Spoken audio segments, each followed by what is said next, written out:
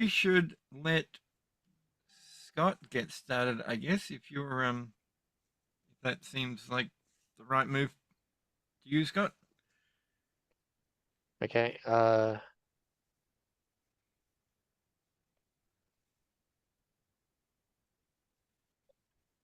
gonna mute All me right. us. Let me just share my screen. Let's see. This is not Teams. And of course, it's shifted onto a different screen for me. Lovely. Okay. Now let me know if this is not going to work for you guys. I'm looking for screen 1.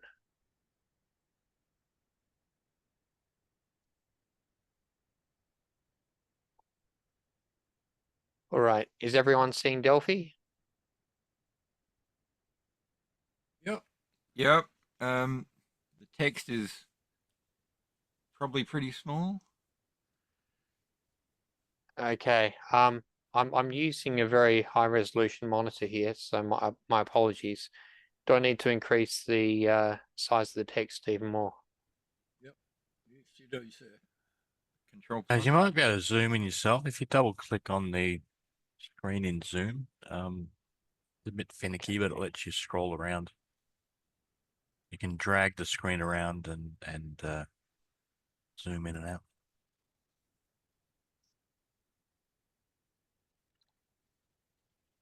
All right. Is everyone able to see that code now?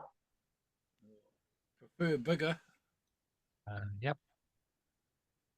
Even bigger. Yep. Okay. How's that?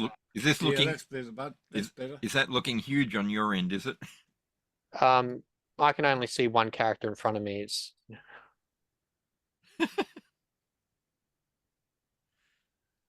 A single letter A, the size of 1 foot tall. yeah, it's sort of like yeah, it's no font size 6,000. What's this? It says current edit font size is 12. I do not believe it. That is not 12. Okay. Let's just see. 26.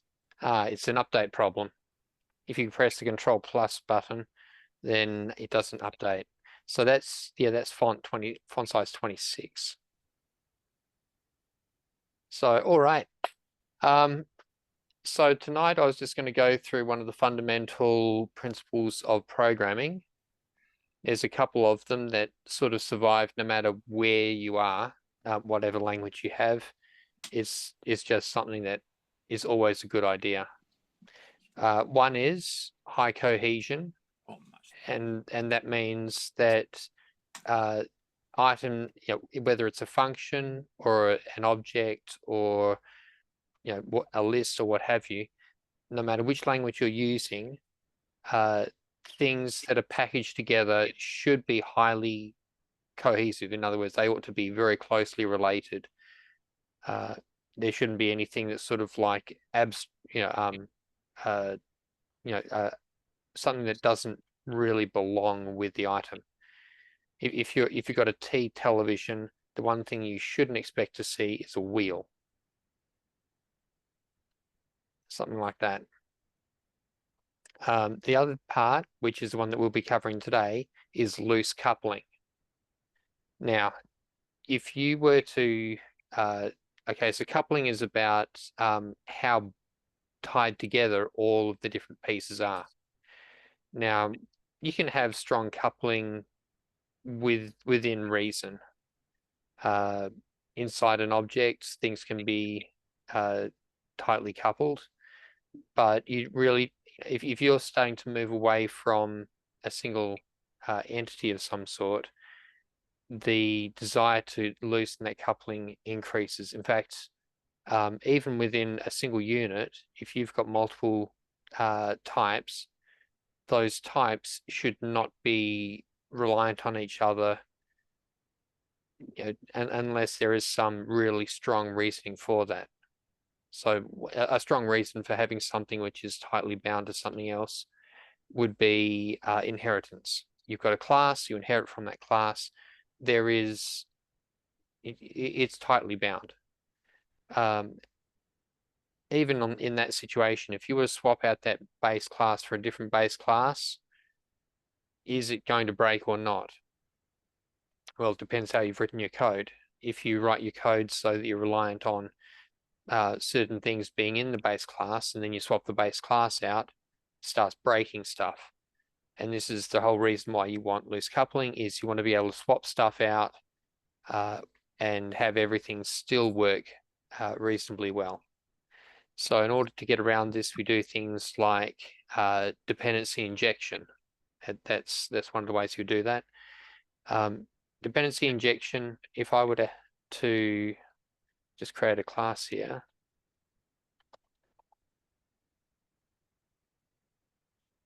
And do a constructor here. Now, say my class wants a widget in it. So we might have a T widget.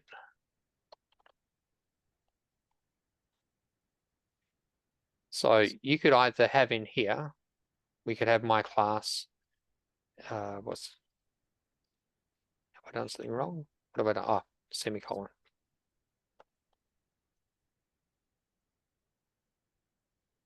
And oh, that's very handy. Okay, so here we go. You can either do create and you say if widget becomes T widget.create. And then in here, you've got a property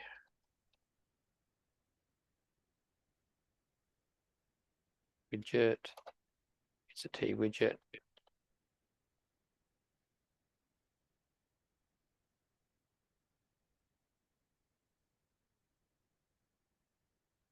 And up here,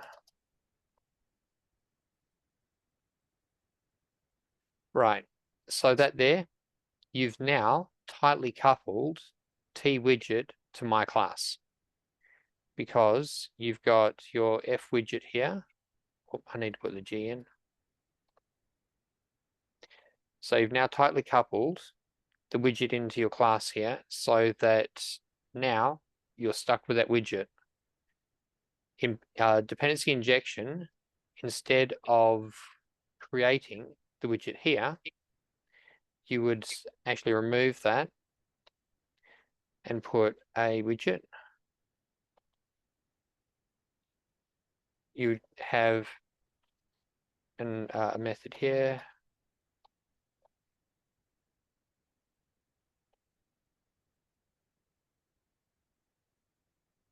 And can we complete that class? Of course we can't. Why would they add that feature?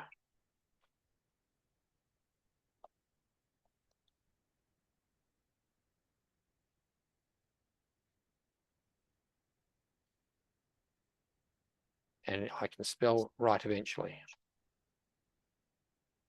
All right, so now we're passing through a widget. So that allows us to be uncoupled. The widget is created so that when we have, say, we'll just put into our form here. Actually, we might need to move these things.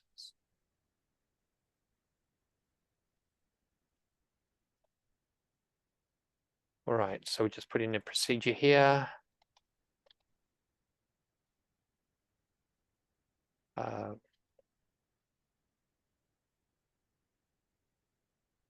In make my class, we have if my class becomes T my class dot, is it my class? Yes. Dot create, and you pass through a T widget dot create. So what that does is you can pass, you can generate the widget here. If I can find my cursor. Okay. So you can create your widget at this point here rather than inside your class that decouples one from the other. If you then have descendant class as a widget, you can decide inside make my class which one you want to use. We could take it, another way to do this is we could do my class equals class of my class. And we can change the constructor. Oh, where is it? Constructor. Oh, sorry. No, I don't need that one. I need widget class equals class of widget. And then you can pass in widget class.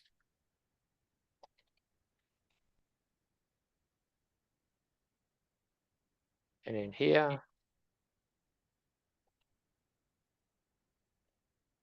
and then you've got the option, if you do that, then fWidget doesn't necessarily need to be created here. You could store the widget class, or you could actually use the widget class here.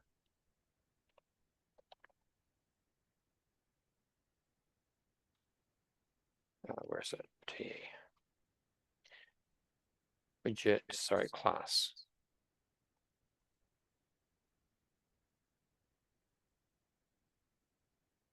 So this is how you would instantiate the widget without knowing what sort it is. And the benefit of this is if we want to instantiate the widget at some later time, then what we do is we just store that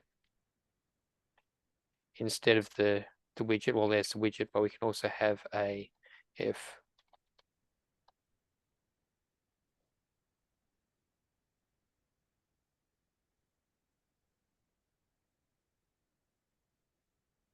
so we're now going to store the fWidget class, and then we can have a procedure in here.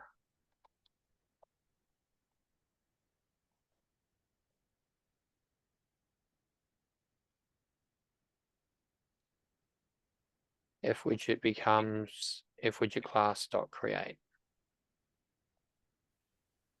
Now, the one thing that this does by doing it this way here is that we are completely dependent on having a particular pre-established constructor, which, you know, that might be fair enough, but it also means that if you polymorphize your widget so that there's multiple constructors in descendant classes, each one perhaps having different parameters that you'd pass in, this here sort of breaks down. Scott, So, yep. do you mind if I pause you and ask some questions? Yeah, sure. I don't want to break your flow if it should be later. Go ahead. Okay.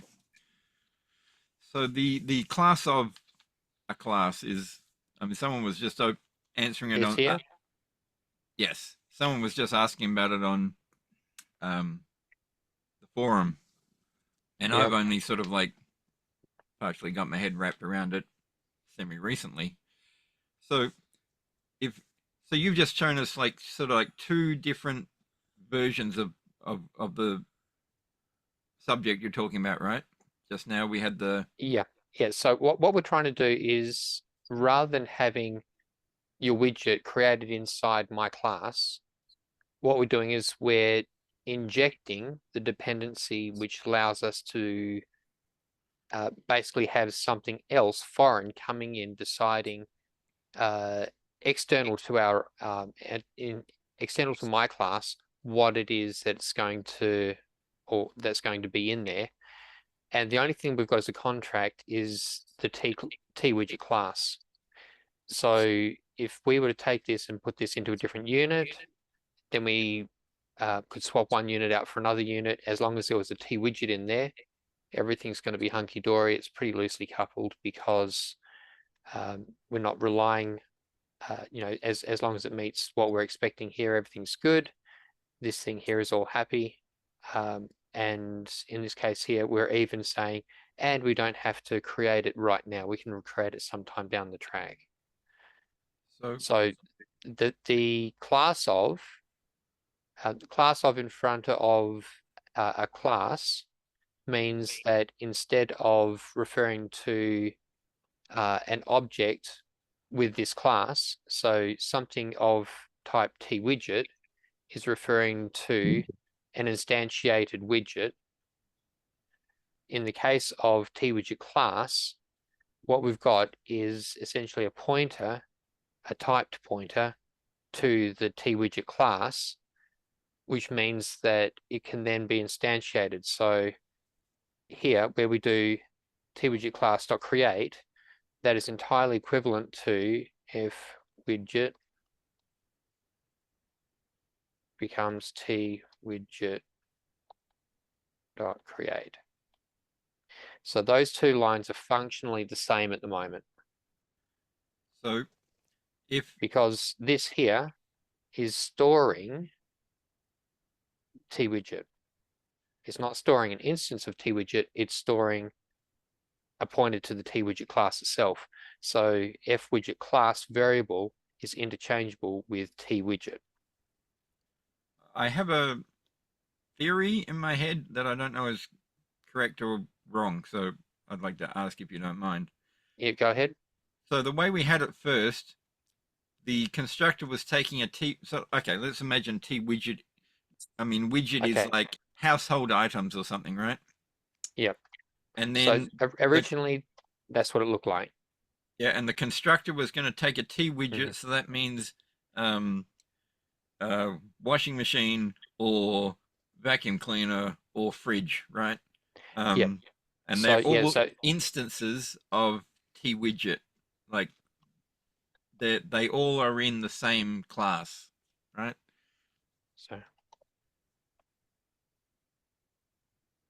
So what we're doing is that.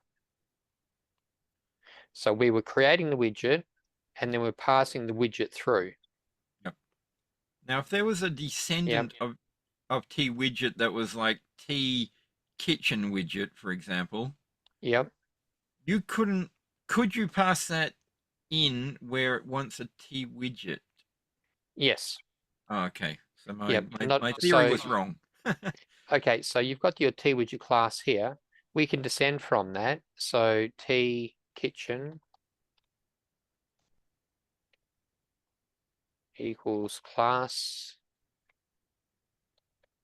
TWidget. So now we've got our TWidget class, which is a descendant of TWidget, which means that this here is also a type of TWidget class, which means that since we've changed the interface here to accept a TWidget class, then when we go here to instantiate my class, we can actually put in here kitchen widget. And that kitchen widget would have worked in both of those examples that you've shown us, right? Is that correct? Okay, so the previous one, I would have to have instantiated it. So when we were just passing through, instead of a widget class, if that was just TWidget, then I'd have to instantiate it and then pass it into the constructor. Yep. And in which case it would look something like this. So now we've instantiated it, we can pass it in. But what that means is that we are forced to allocate the memory right now. Yep. We must have. My first and wrong question was whether using the class of allowed you to, get that down the hierarchy polymorphism, but that already existed in your first version. And so you're using class of, it means it's like pushing down it's giving you like you were saying, you can create. It's like a lazy, like Oops. evaluation. You can do some Oh, yeah, work at a later time. Is that right? yeah, lazy construction. So if we do this, so we've got a T-widget class as a class of T-widget. That means that this here can store a T-widget or any T-widget descendant. So that value will be the class. It won't be an instantiation of the class, which means in this case here, we could do where is it? If my class 2 becomes T my class dot create T widget. So in this case here, we would have my class has now got a kitchen widget in it, whereas class 2 would have would my class can instantiate a T kitchen widget, and my class 2 instantiates a T widget. It's the same interface in both cases because we're just passing in a class of widget, and kitchen widget is a class of widget. Okay. Okay. So yeah, I was just trying to clarify that the first approach you were using, you have to hand it an object, and this time you hand it a class, a type, and you can do stuff with it later on down the track. Yeah. Right. Yeah, Okay. that's precisely it. Thank So you. this way here, the only difference between the last two ways we did it is that this here, we decide when we want to instantiate that other widget, because what we're doing is the method of constructing that widget is being passed through, or sorry, well, the class that allows you to construct it is being passed through rather than an instance. If we did it the other way, then we would have to instantiate before sending something through. Okay. Thank you very much. And that may or may not work for you. And I Now, think when I interrupted you, you were going on to talk about if there were multiple constructors or something. yeah. Now, if we, yeah, so how do you decouple when you introduce some polymorphism and say there's now more constructors? Well, the way you do that is just like class of widget is an abstraction away from just using T widget, so that we can then have more flexibility over when we instantiate. There's another way of choosing to mask the way that you construct, and that is that we create an anonymous method. So T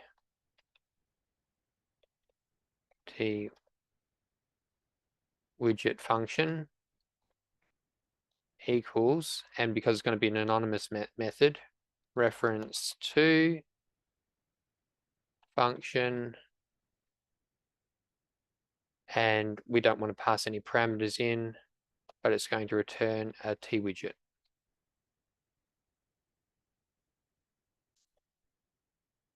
Ah, yes, we'll need to do that after we define what a widget is. So there we go. A T widget function reference to a function that returns a T widget. Do we need any parameters? Well, it's an anonymous method, so probably not. It just means that when we create it, wherever we create it, it needs to do whatever needs to be done. So now we've got our widget, which has got a regular constructor. So we'll just type in here, public. And so this one here, we want the manufacturer of the widget. And then we have in here, we will have public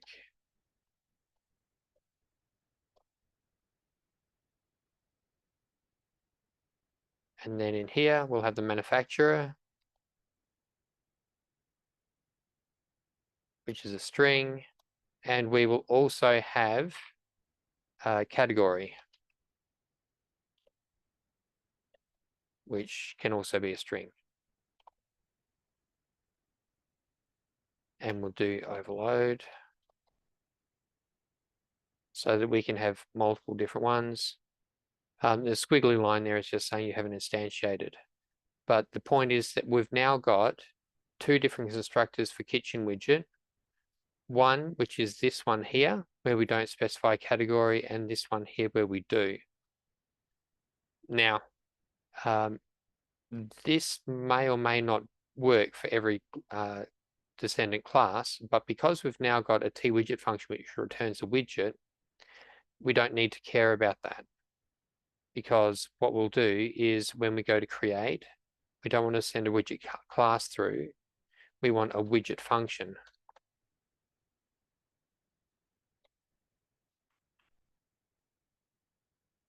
And over here, we'll change that to widget function.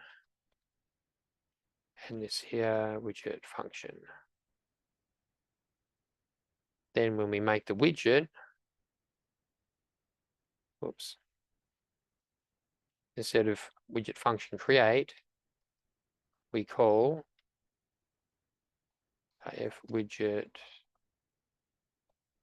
function with parameters there, and that generates one.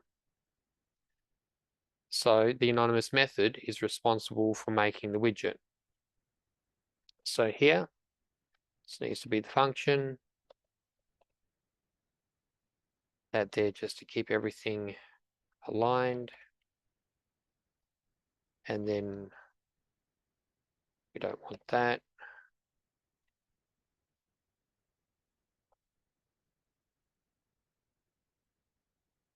Right.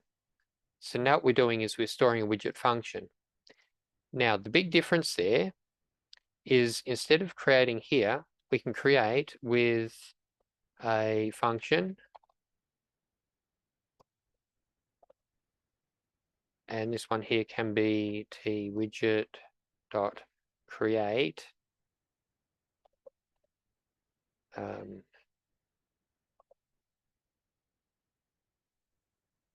My manufacturer. And then here, we create with a function.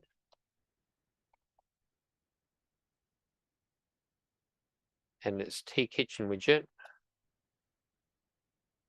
dot create. And in this case here, we want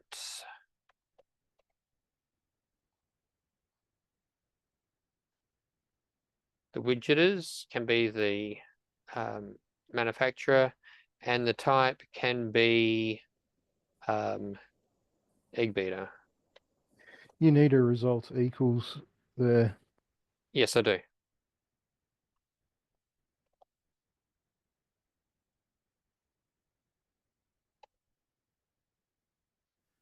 All right, so now our function, hold on, we also need to have a return type, which is twidget.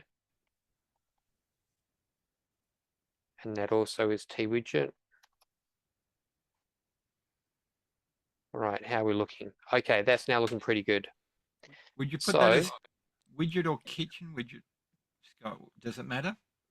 So kitchen widget here, kitchen widget has a constructor that has two parameters. Twidget has a constructor of only one parameter. Now, Scott, where are you? Line 78. You've got a few red dots there. Could you possibly get rid of those? Because when I go through this, that they will confuse me. Yep. There's going to be a few of them because I don't think I've created F my class either. Is that the right place? Make my class is part of form 1. Okay, so in here we can do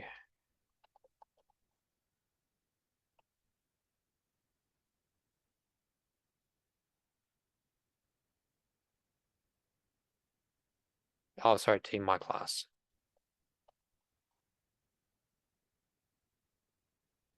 All right, so that gets rid of all of our squiggly lines. Yep, thank you, sir. Would it be possible for F my class 2 for the return type to be a kitchen widget, or would that be unproductive? No, can't do it because we've said that we're passing through a particular anonymous function method. signature. So that is the anonymous type, Right. anonymous method type. So it needs to be t-widget. If we were to do t-kitchen widget, this would fail because this here it needs to be of the exact type. Okay, that's interesting too. So this here, now because it's an anonymous method, you can see what I've done here, but because it's an anonymous method, we can actually do something like this, where we have, and maybe just make that lowercase. My convention is local variables get lowercase at the starting letters. And then in here, we can have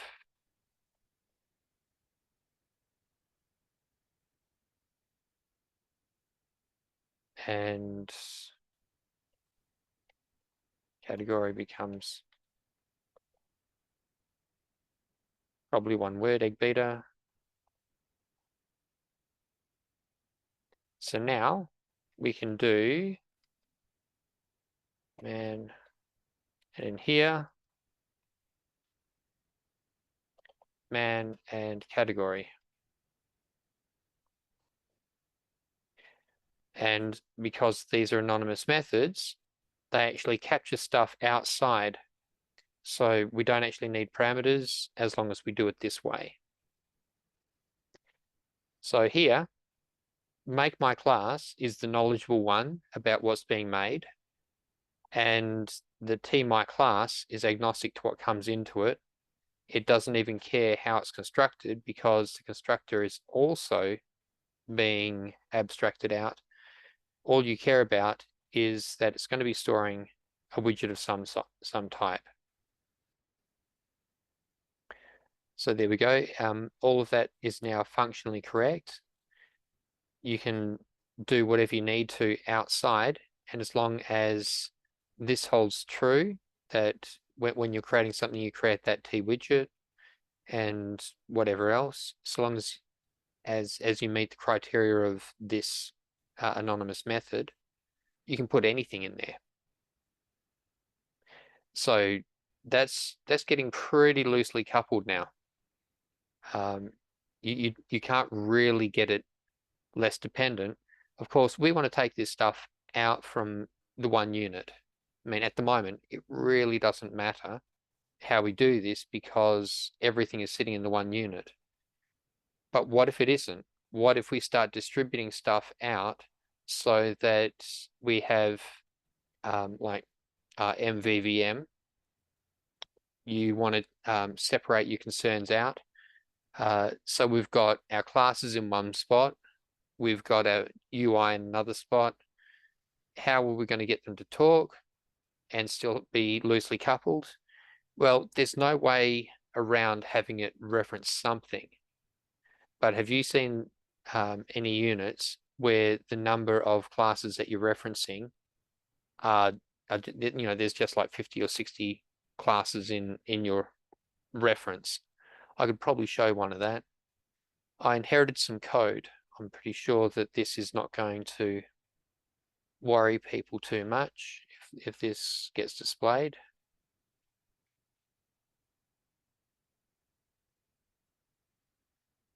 But what I'll do is I will just create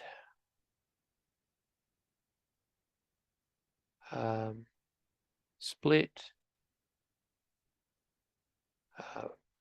split bottom.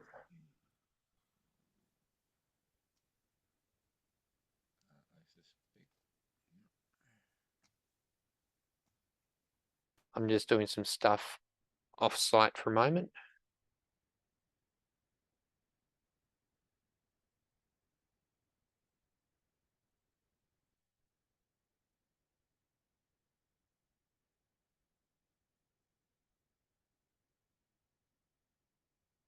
Okay, that's going to be tiny. So I'm going to have to zoom that up as well.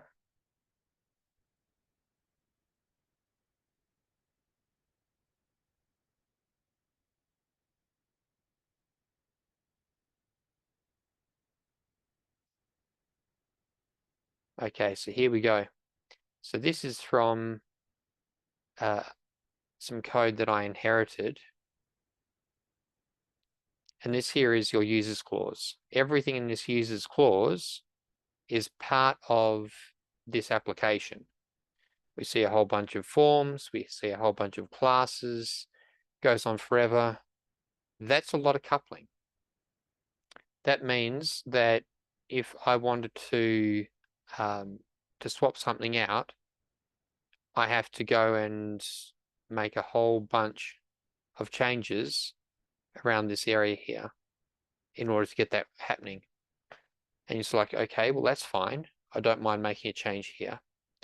What if you have dozens of forms and you wanted to change one unit for another unit? It means you've got to open up every form and change out each reference of one unit for every reference of another unit.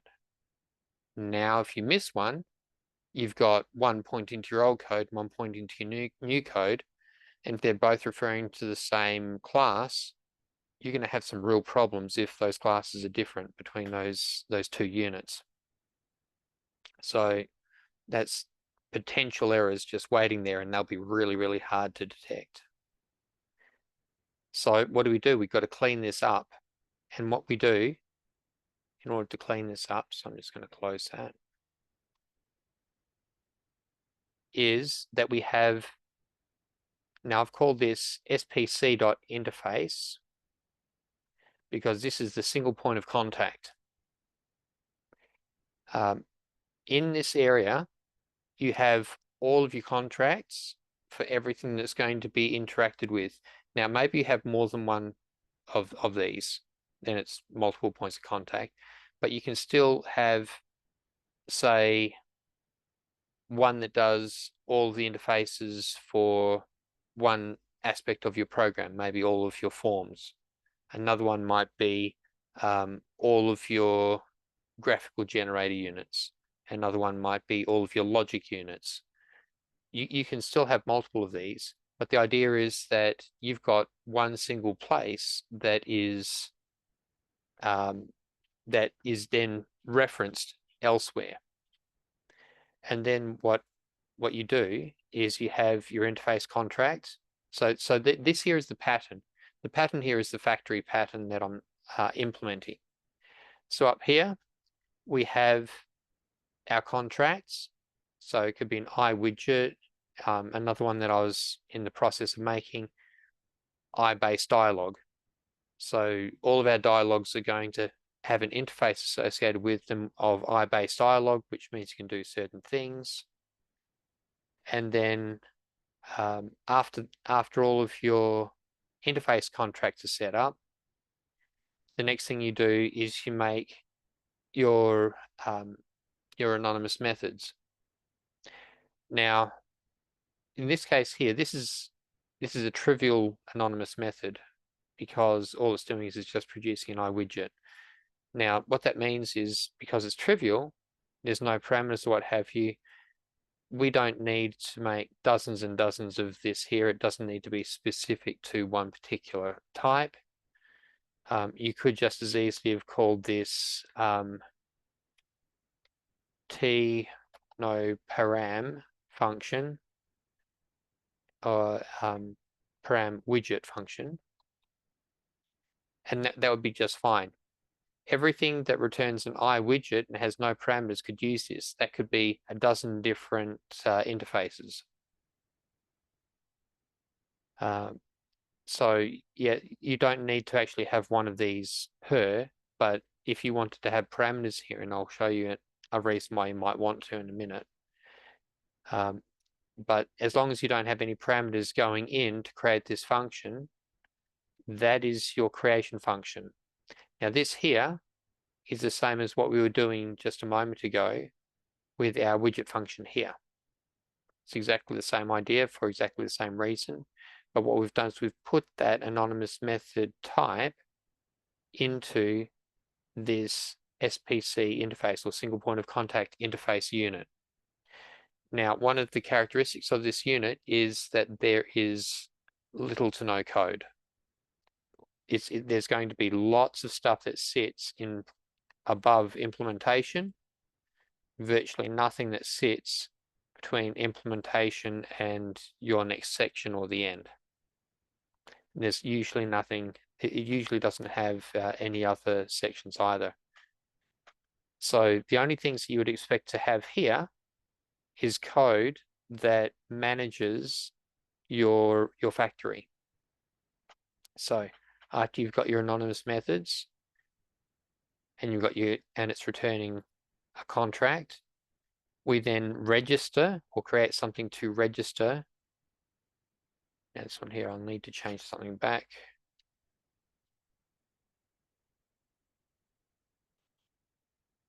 One moment, I'm just going back to where I renamed.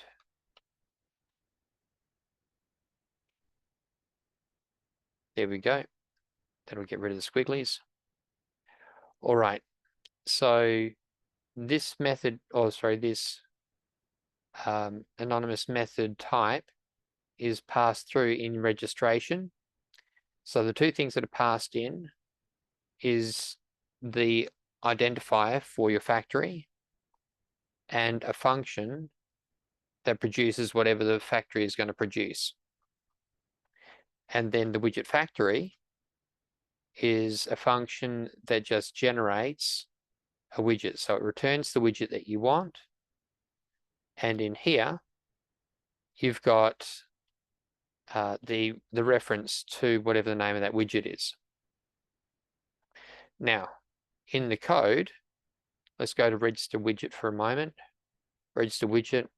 Now, there are two ways to do this. One way is you could have another section in here, which is initialization. What have I done wrong there?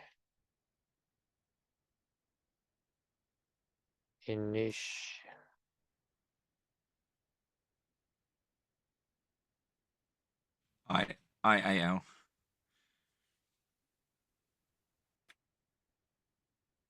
Initial. Hello. There we go. Can't spell. All right, initialization. So we could do that, and we could take this line here and put that into here so that the G widget factory thing gets generated first.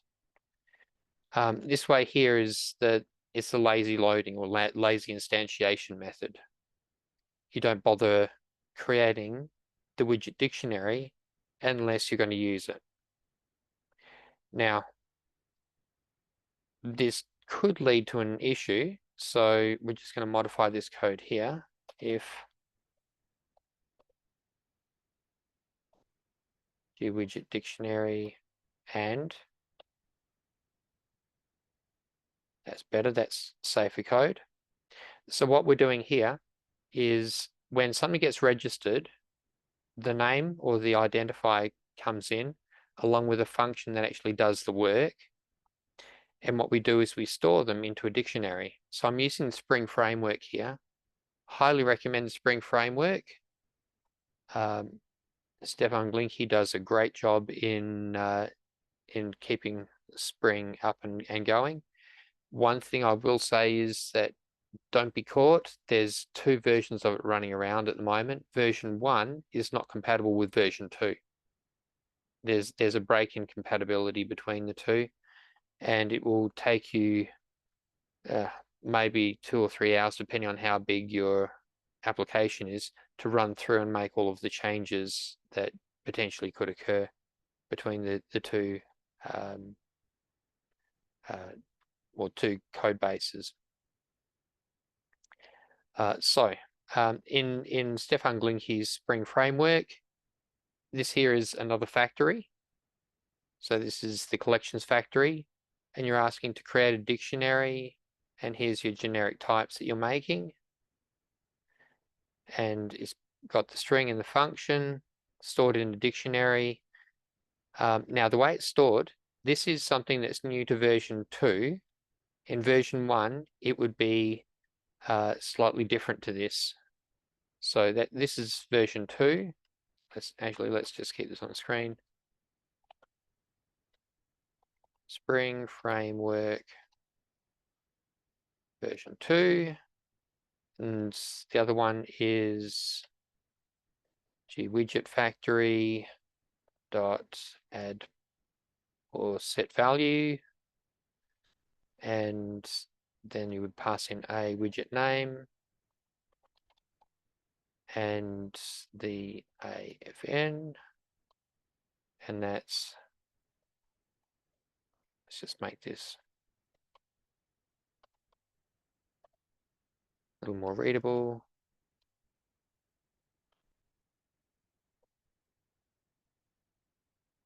Right. So the big difference is add or set value, I think, is deprecated, which means that they're trying to get rid of it. And instead, what you do is you just do this. And the way that this works, that's like you're doing a reference to it. But in the case of the setter, it says, does widget name exist? If it doesn't, then we add it. If it does, then we just override the value that's being passed through. So it's functionally equivalent in version 2. This one is functionally equivalent to this, and this one here is marked as deprecated. All right, so we don't need 2 of them. We'll just get rid of that. Right, so that is what puts the object into the dictionary, or the constructor into the dictionary.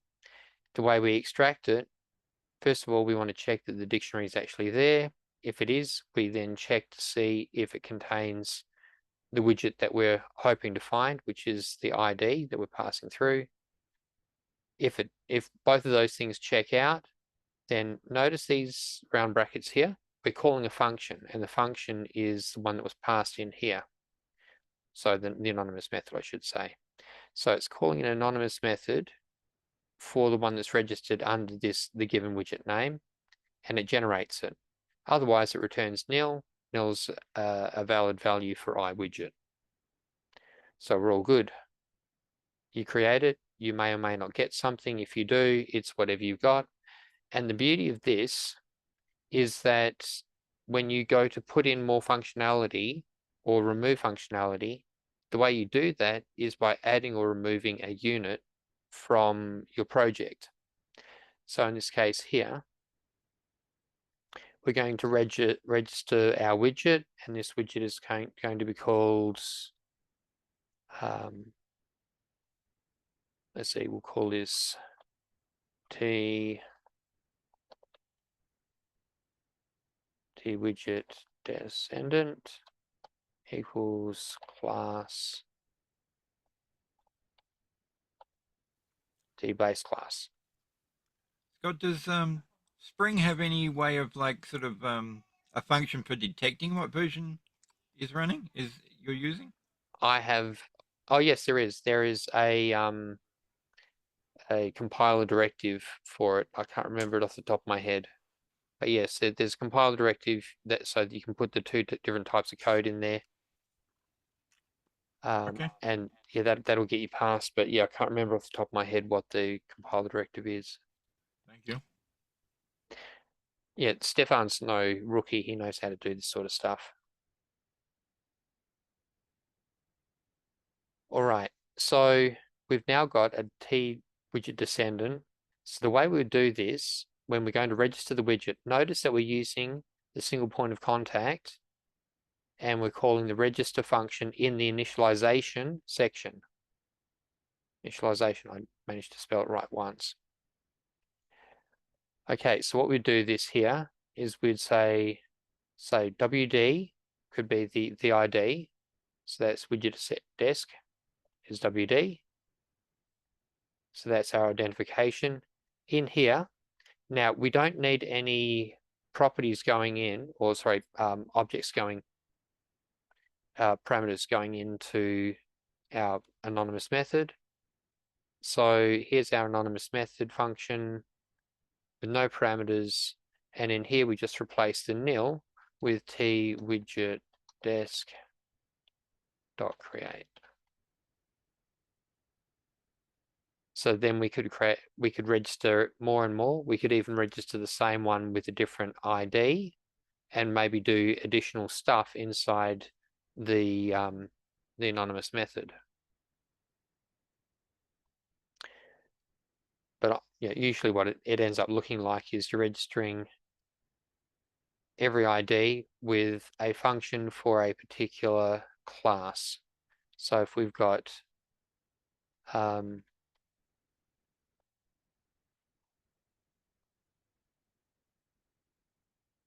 T-widget mutant is a class of, and we could descend from either of the ones above, but we'll just do T base class.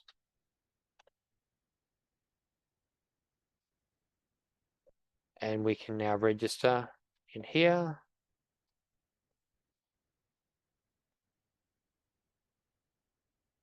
And in here, mutant.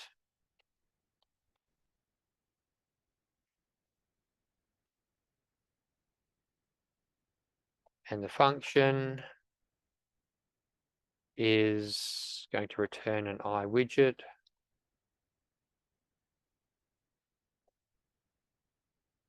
And in here we do results comes T widget mutant dot create.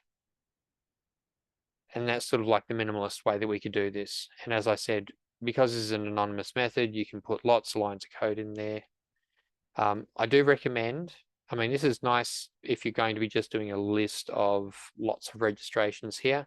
But if you're going to do something that's a little more complex inside that anonymous method, I do recommend doing something like this instead, just so that you can read everything that's going on. I mean, this is, you have to admit, this is more readable than this one above. But if you've got like a dozen of these going down the page, doing it this way here, if they're all very simple, it's following the same pattern sort of thing, actually does look neater, and you can actually follow it a little easier than having a lot of these sort of indentations and bits and pieces. So either way, still works. So we've now registered two different classes. And what that means is that we've got WD and mutant. We can go back to our main form again. And back in our, let's see, in our dependence injection, we could actually change this up again. So just so that you can see the difference with the factory that we're doing, my class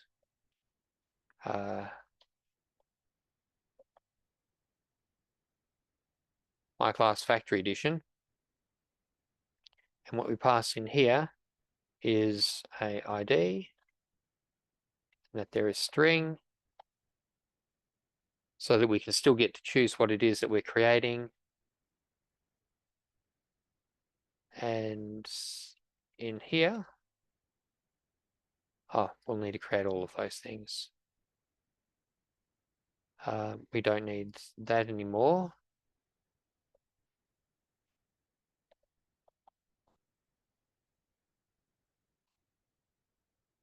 And inside my factory, now this is what we do here.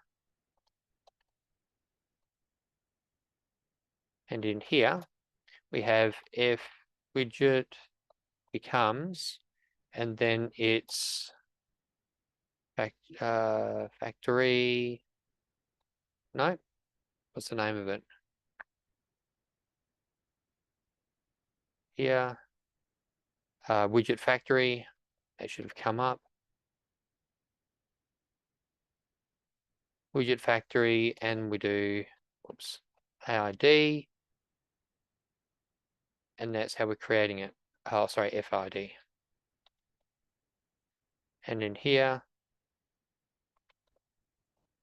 just call it FID.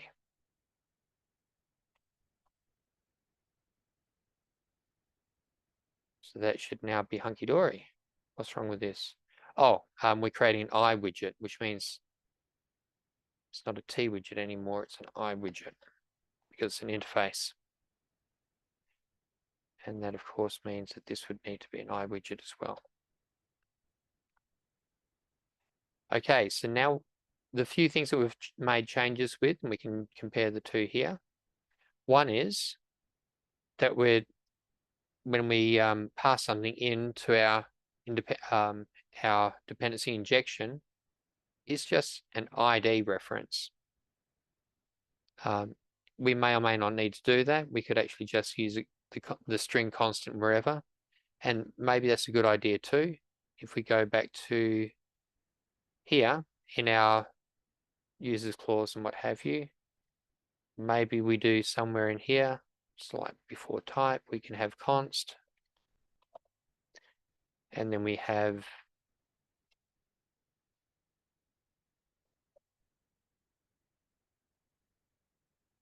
and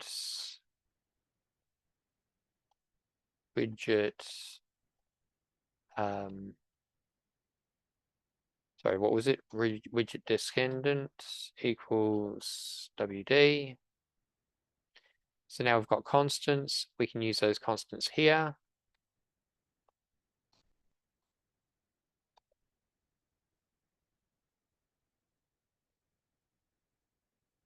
So now we've got a constant that ties everything together.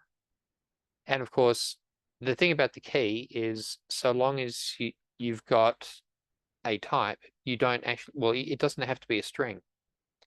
You could actually have an enumeration. Anything that can uniquely identify and can be used in the dictionary in here. So in this case here, what we've got in our dictionary is a dictionary of string. If you were to make custom enumeration, you could put that enumeration in here instead, and it would just be something that could positively identify a particular class. So there's lots of different things you could do this. I did try at one stage using an interface. So you'd pass in the interface and it returns an instantiation of that interface. Thing is, it's a little tricky. In order to get the interface into generics, you've basically got to call it a GUID, and then you've got to take your interface, turn it into a GUID in order to both set and retrieve. It's a bit complicated, so probably not for tonight. Don't want anyone's brains to explode. All right, so where were we? Yeah, so it's a string in this case here. You're making the assumption that they're not already exploding, of course. Well, okay, yes. We're just quietly bubbling along. Okay, but yeah, in other words, what I'm doing now is something that hopefully you'd be able to follow. Yeah, maybe you watch the recording twice if it's not making sense the first time. It's been really great, Scott, because I mean, I'm sure you've covered some of this sort of thing before, but like if we're in the Artifactory and it's on the, the television, I think like it's a real advantage being able to see the screen up close. I think anyway, to like, oh, okay. So what do we call that one up there? My class fact. Dot create. And in this case here, we want an ID. So in this case here, because we've now got a constant, we can put in mutant. And then, well, we'll assign it to whatever we need.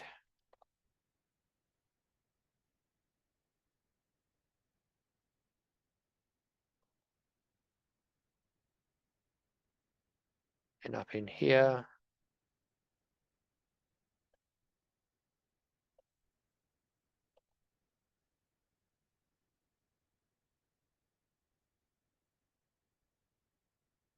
is that correct? Yep. Okay, so now we can see this one here. Actually, no, we don't do it to my class fact. What we do, oh no, it is. We're doing a my class fact, but what we're doing is we're passing in the ID, and when we get to the ID, we're using the widget factory to do the instantiation. Now, what that means is that my classes here is actually registering mutant. But if I take this unit out and well, the first thing, let's just say I take this unit out, what happens to the other code? If I take it out, everything still works, but in this code here, it returns nil and fwidget is nil. If I then put a new class in, replacing my class, and my new class registers mutant, then what will happen is that instead of getting this one here, you will get the alternate one, and this class still works, producing whatever that other item that's been registered into the factory is. Further, you've got your widget, which is a type of iWidget, but you don't need the only thing that you need in your users clause is your single point of contact. So single point of contact here, a single point of contact where your definitions for all your classes are, or there may be dozens and dozens of these classes that all use a single point of contact, and they all roads lead through Rome. Rome is our single point of contact unit, which is this one here. And like I say, this one here, it's got all the definitions. It can have all of the constants in it. It can have all of the interface contracts in it. And also it'll have the registrations and the factories. So this one unit, you might have a dozen factories in there, and you would have a dozen registration units, or maybe even more. Maybe you register, maybe there's multiple ways of registering for the same widget factory, because if you're, say if you wanted to have a function that had a parameter in it, what you would do is you'd go in here and you would have some sort of parameter. So in the case of the iBase dialog, we want a T dialog maker function is reference to function, and then in here you may want to have some properties. iBase dialog, and in here you could have something about, well, maybe you've got a choice about whether it's modal or non-modal. Maybe it's a choice about, let's see, you could pass parameters in here, or one that I generally use is something along the lines of, because this is, say you're doing something that is typically going to be like a modal dialog. What I would have in here is I would have some other sort of properties being passed through. So, but you, one thing you do need when you're doing dialogues is you need the owner. So you do const a owner, and it'd be a type of T component. So that's like the basic thing. If you're going to do a form, the form needs to know what its owner is. I think we need in here classes. I always do the Delphi ones before everything else.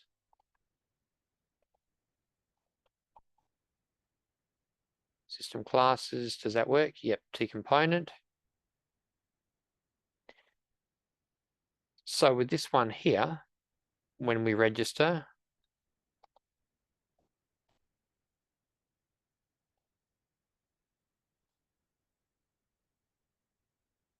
register dialog,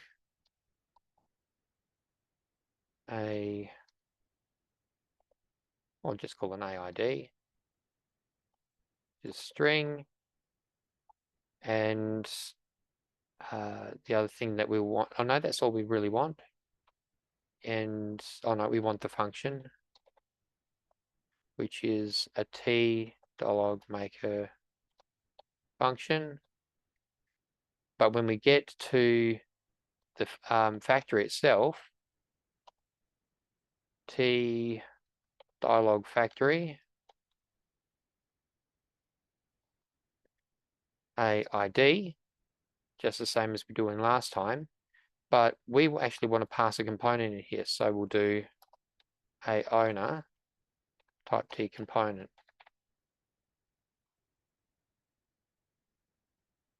And that returns an I base dialog. Now we've got the squiggly lines there because I haven't made the what do you call those?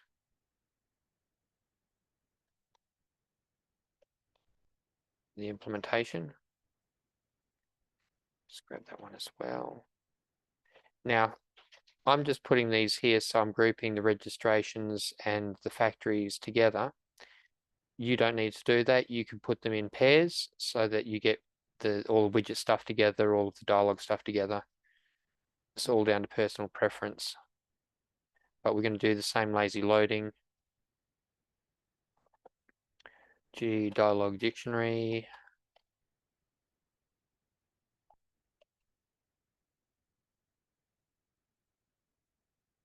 And iDialog base. Oh no, sorry, it's not iDialog base. It is that function. And in here, it's the same pattern as before. If not assigned, G dialog base function or dialog dictionary.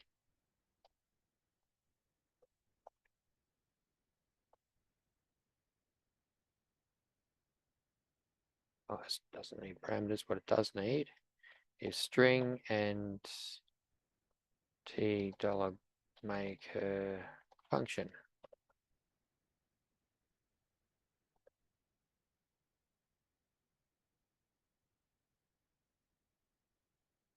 AID becomes a function. So again, you can see the pattern, this pattern and this pattern, exactly the same sort of thing. And down here is going to be a very similar thing, but remember we've got an owner as well. Hold on, that's supposed to be a string. I think I did something wrong there. Yeah, the ID should be a string. My mistake.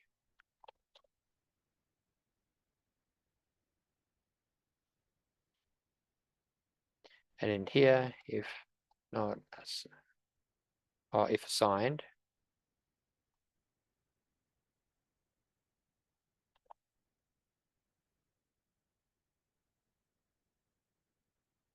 and G dialog dictionary dot contains key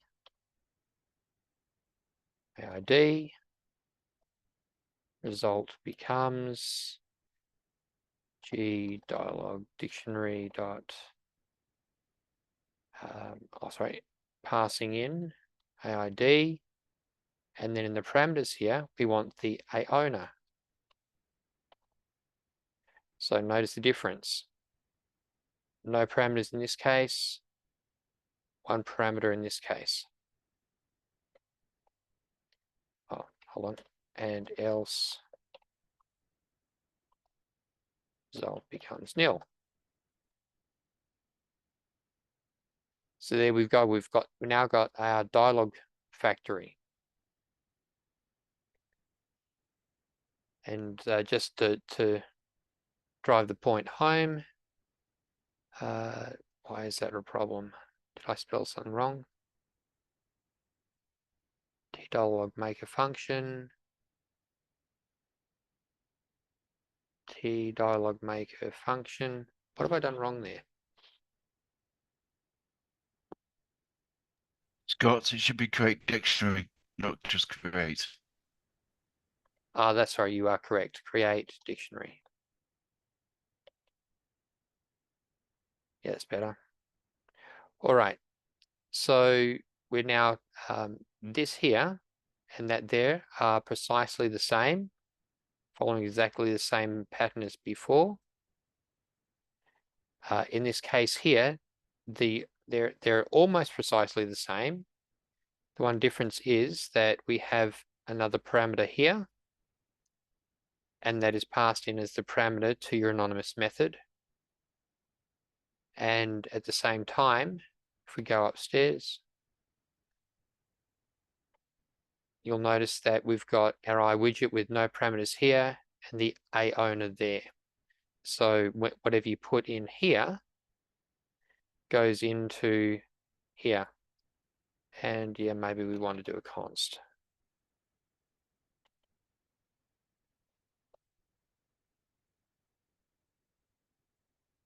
All right, so that's the main difference. This here is because of that there. So now we generate our what do you call them? We generate our forms, and our forms become instantiated with an owner, which is a really good idea. And then here in my classes, when we register something like that, so let's just create a new form. Create a new form. And in here, we're going to say that the form is $base. Oh, sorry, it's base dialog, isn't it? Base dialog. Up here, we need the single point of contact.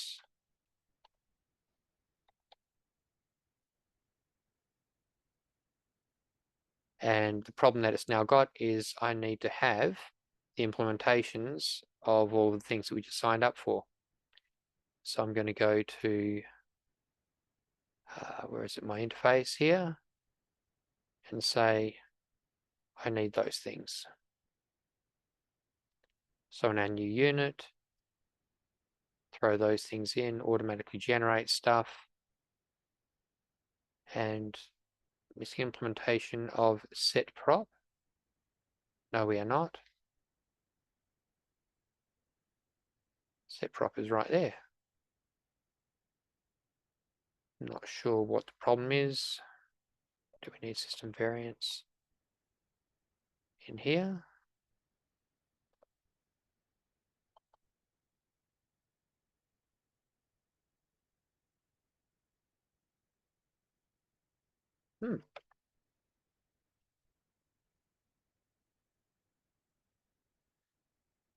Okay, let's just check that set prop looks the same here as it does in here.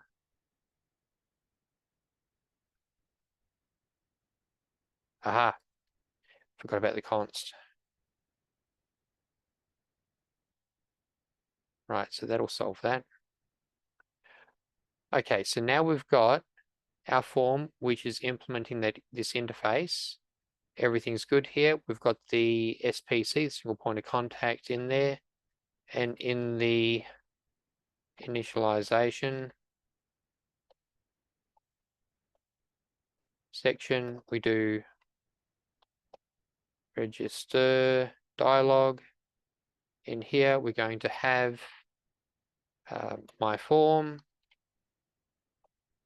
and that is a function that needs an owner of T-type component and returns an I-based dialog. And in here,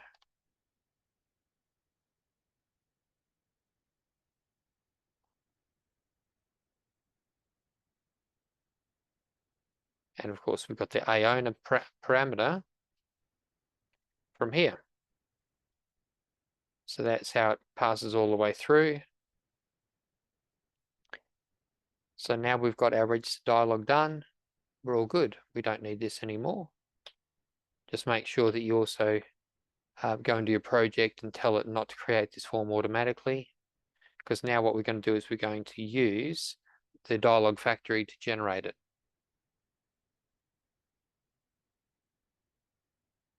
So there's this way we can have forms that call other forms, but the only thing you need, okay, let's take my form out. my form, go into a single point of contact, my form equals that. So now we've got something that's registering under my form, so that we could actually do in here, go into the form 1 and just chuck a button in there. Actually, we'll go into that code there. Oh no, we'll use another one. New button.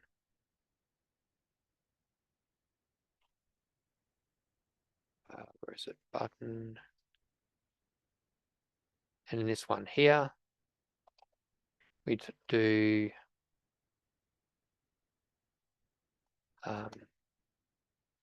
if my form becomes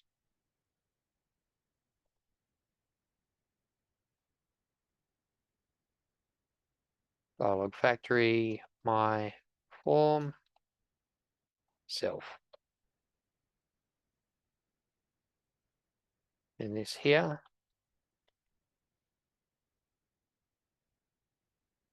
it's going to be I base dialog.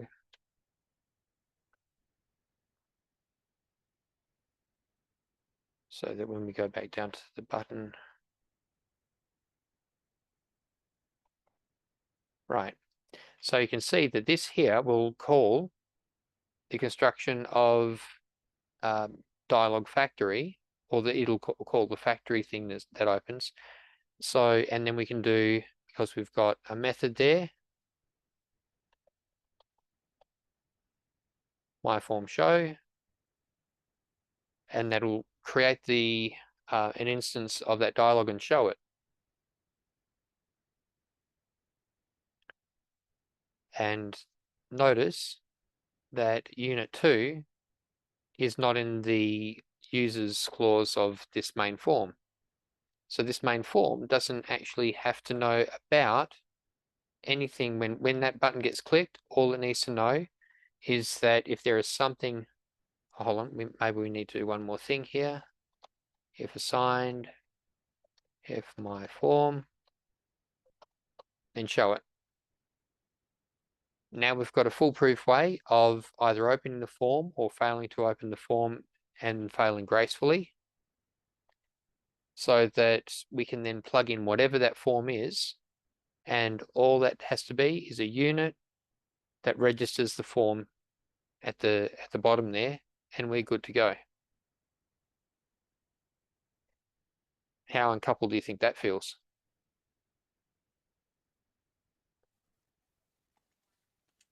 All right. So what that allows you to do is you can swap one form out for another. You can swap out one piece of logic for another. And all you need to do to connect everything together is basically have a contracts page, which is your single point of contact that everything uses.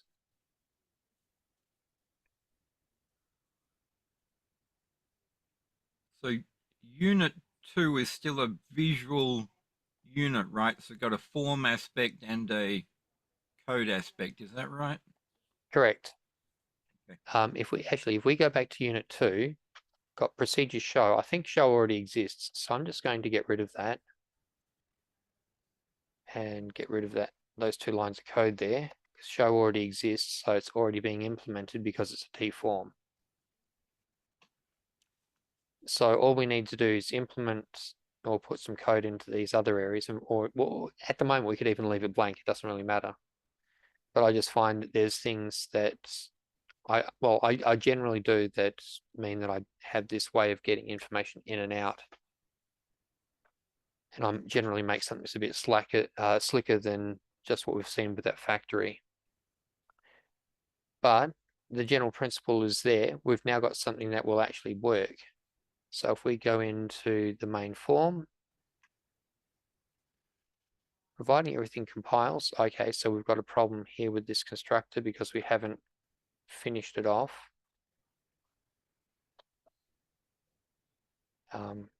So we just code here.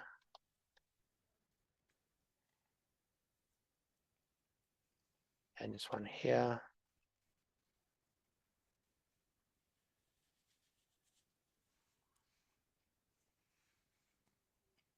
All right, so now that we've got all of that, we can actually create this thing.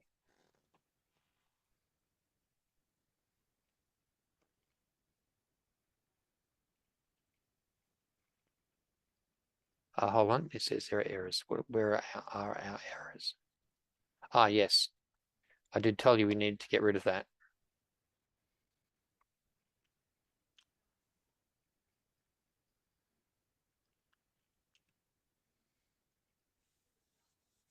All right, now where did that main form go? I have no idea. Oh, here we go. There's our tiny form. And then we're just going to click this button.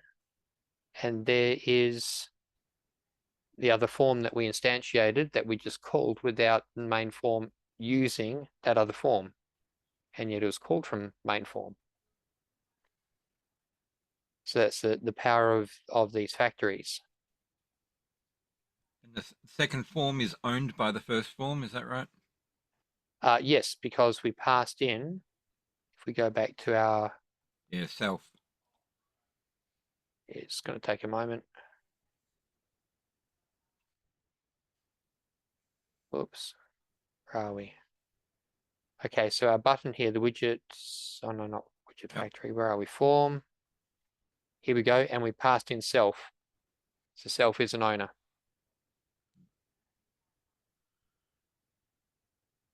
So neither of them know about each other. One of them owns the other one. Neither of them have the users clause of the other in its user state declarations, or what is it, unit declarations. So what that does, it completely removes dependencies. The other thing is, because of the way I set up my form,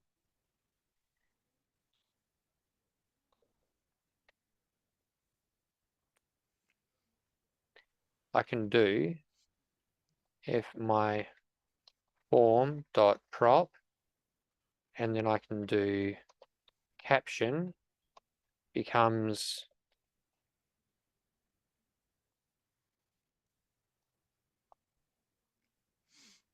caption.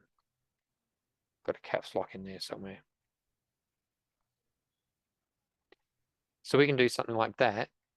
And in here, we've got case. Now, this is something that I do here. Anyone use strings? If you've been following me for a while, you'll know about this one. You can use strings in case statements. Index text, a prop name. And we just need to, in here, now I like to keep all of the system stuff at the top. String utils, it has index text, which is a non-case sensitive method. And in here, we're going to put in here caption 0, and I tend to do this as well, just so that I've got some record that this one here lines up with that. And then we do caption becomes equal to value. And we can make that more secure by making this bar2 string. So there we go. Now what we can do, if we go back to the main form, is that we've got this prop here, overridden caption, so that when we run it,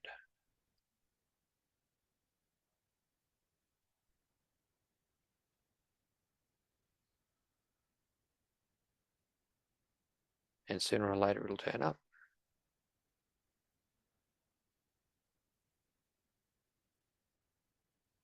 Maybe it's on your monitor number 16. Yeah, here we go. So we're going to need a magnifying glass, so I do apologize for this.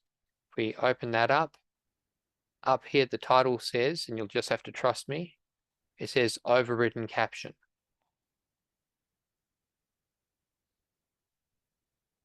And because the way this works, we can just keep on doing all sorts of funky things, storing other information in that, because we can actually create a dictionary of it.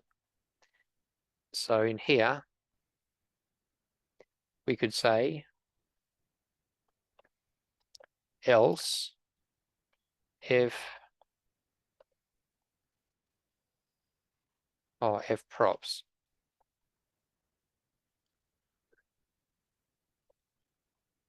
Actually, no, we're going to do this.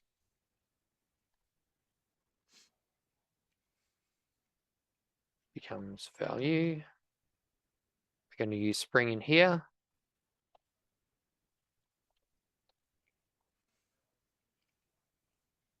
And in here, f props, which is an I dictionary of type string, comma variant. Now, you don't have to use variant. I'm using variant. If you want something that's a little more flexible, but a little bit more pedantic about types, you can use a t-value, in which case you would have to add in here, I think it's RITI or something like that, system.RITI, in order to get the t-value class. But yeah, t-value class, you can add anything. You can add methods in there, you can add objects, interfaces. T-values can store practically anything straight off the bat. It's a little finicky about getting stuff out though, so let me say you've been warned. I'm actually using it, and it is a little more finicky than variants, which are very they're almost duck typing. Sorry, which one was more finicky than variant? T-value. Ah, right. Yep. So that's in the system.RITI unit. And yes, it's rather difficult to use because as you extract stuff, you've got a contract. You extract stuff as string or as integer or as extended.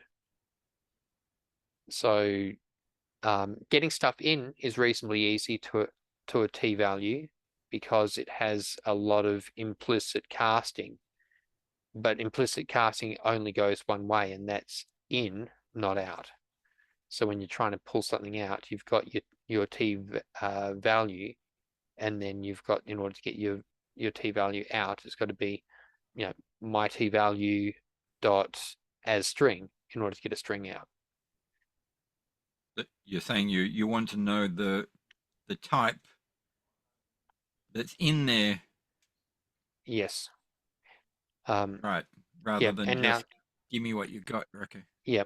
Now the problem that you've got is that the thing that dictates the terms is the first, the one that puts stuff in, which means that if you've got a form that's trying to export stuff out, then it's dictating the terms because it's dropping a value into your dictionary of t-value.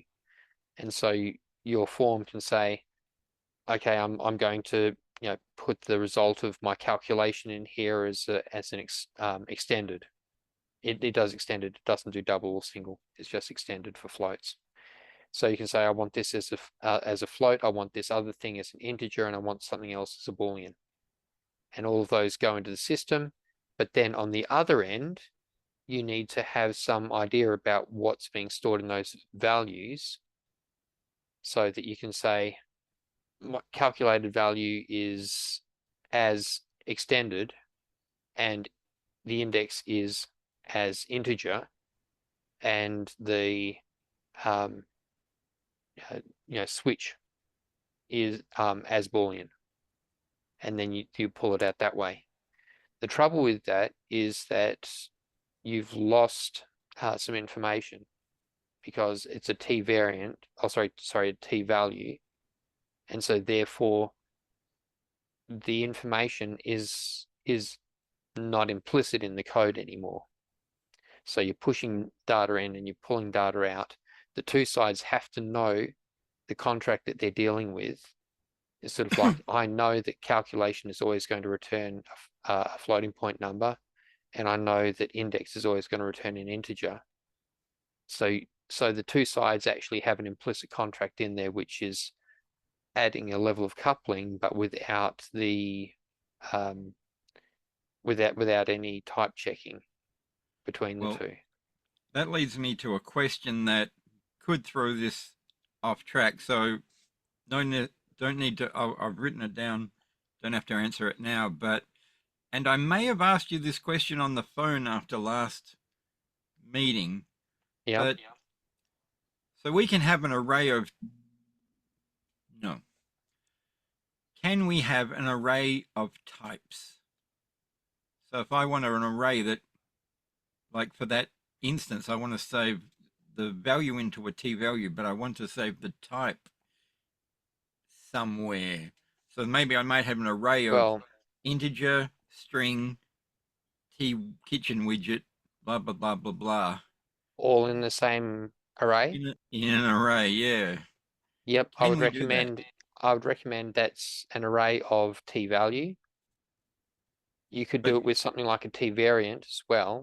so like the difference between Yep. class of t widget versus t widget. So Mhm. one's about values and one's about types.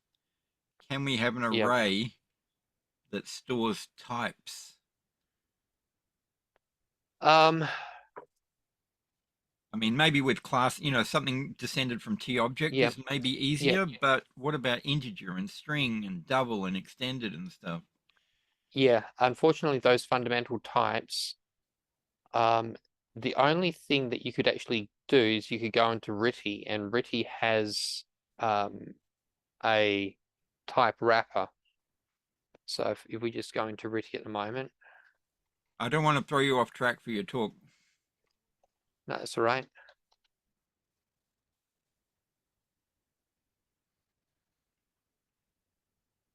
Okay, come on, you Control Enter. I mean, I guess in a bastardized way, we could like have an array of values, like array of const or something that represent the type that they are, maybe, but I don't know. Okay, so I'm trying to remember what it is, but there is something in here that is, I think it's TRITI. There we go, TRITI type. So that's the way you would store types. So T value would store the actual data, but if you wanted to store types, that's TRITI type. And TRITI type is a class with all of these lovely properties.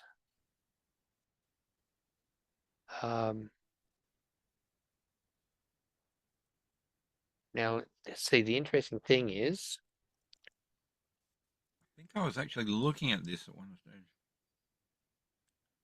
yeah, so this one here, it looks like it's actually trying to return a value, which is sort of interesting because it shouldn't. But yeah, I'm pretty sure that TRITI type is what you're looking for to do what you're asking, Paul. Can you, while we've got it there, would you mind searching for that string? What's this TRITI type? Yeah, if you don't mind. And Where are we searching? just in this unit. Does it come up in a billion places or just? Yes, it does. Okay.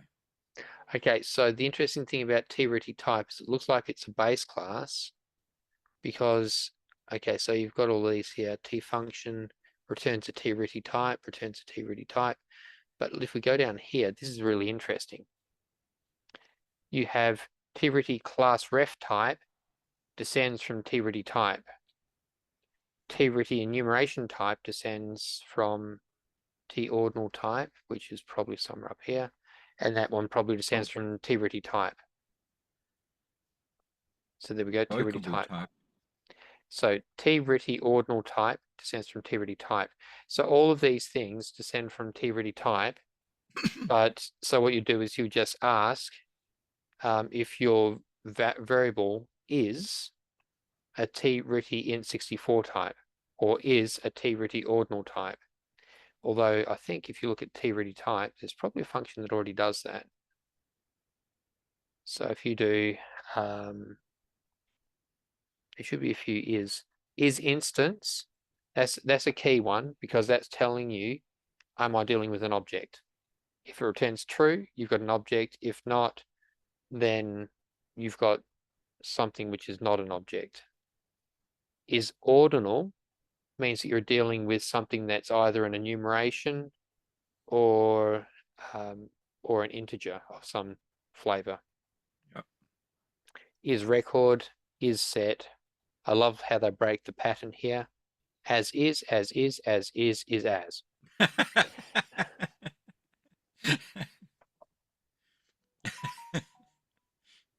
Yeah.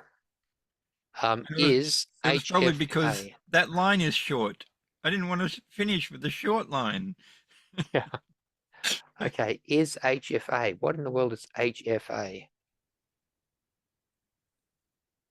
HFA, please, someone tell me. Does anyone know what HFA is? Is it somewhere further up?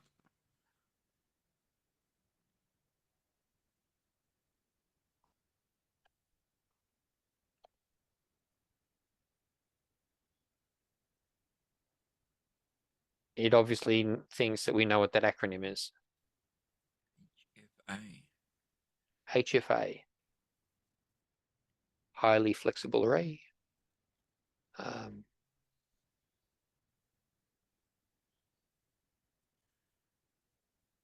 Health and fire administrator.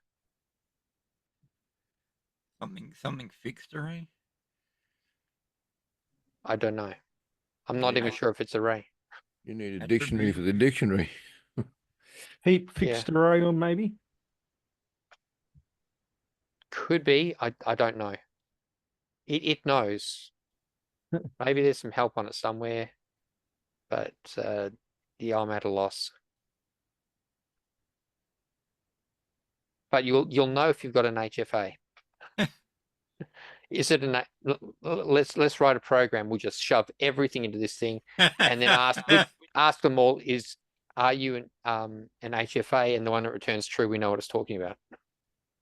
This might be one of those things where if we went to like not Borland, Embarcadero, and asked everybody involved, like, does anybody remember what HFA is? And like, everybody starts looking at each other like, yeah, well, I think that's before my time. I think you're right. I think it is something about an array because now you've got HFA element type and element count. Well, So, ChatGPT says it's a homogeneous floating point aggregate. it could be right. Then again, it's ChatGPT. It could be wrong. ChatGPT, the Wikipedia of AI. Looking at the wiki, it's for internal use only. Yeah. Indicates whether the reflected type is HFA. If I click onto the HFA link, it's HFA is holds the HFA information for the gold. Circular. For internal use only because they're not letting on that everybody's forgotten what that means. SHFA is true if the following conditions are met. The platform is ARM64. The reflected type is a structured type of record on an array.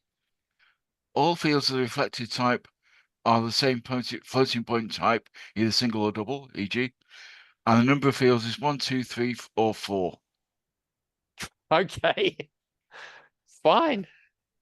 So it's a tightly defined specialized type for ARM64. Well, that's what ChatGPT basically said it was. Okay. It says it can be used to optimize storage at calling conventions, especially on ARM and ARM64 platforms. Okay, so it's something like a specialized type of pointer.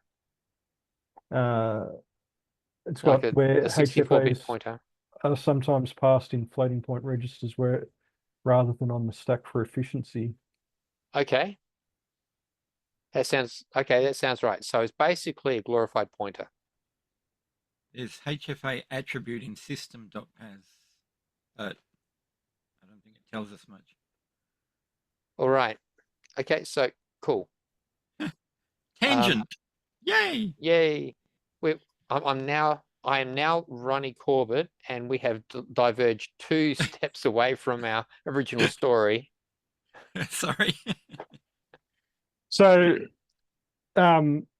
with those functions that you'd created there, I would have thought the better way would be just to create a interface of the T-form object, and then you could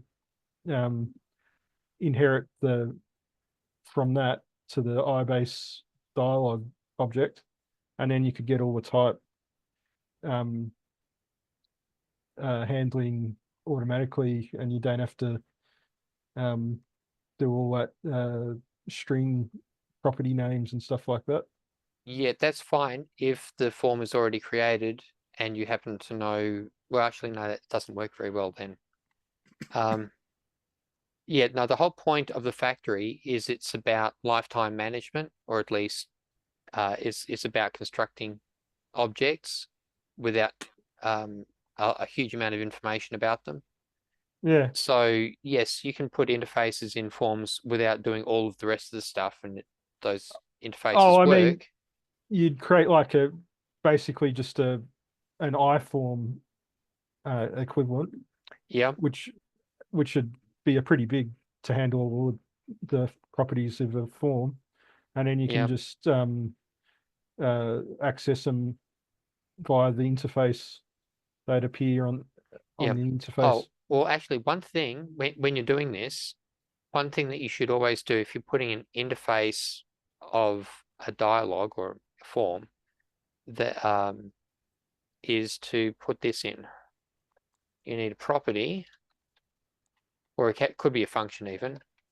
So just say function. You will need that because forms do not get garbage collected. The nearest that you get is when the owner of that form dies, it will die. But if you've got a system where you're creating multiple instances of a form, then they're just going to all stack up in memory with no way to get rid of them until the application terminates, or until the owner of that form terminates. And if you've built this up as cascading, so the only form that's instantiated at runtime is the first one, then until that main form disappears, every instantiated thing is still in memory, massive memory leaks. So the way to get around that is you just surface the form itself. That means we need to put in here bcl.forms, and in the unit we need a function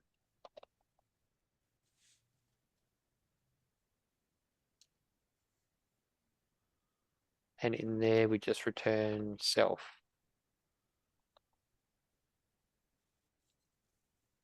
And that way, if you wanted to say, if we go back to our main form here, and I'm just going to put in another button. Button.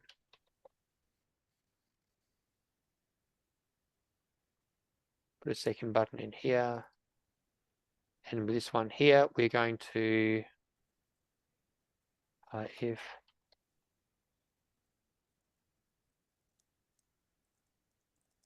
if my class, if my form,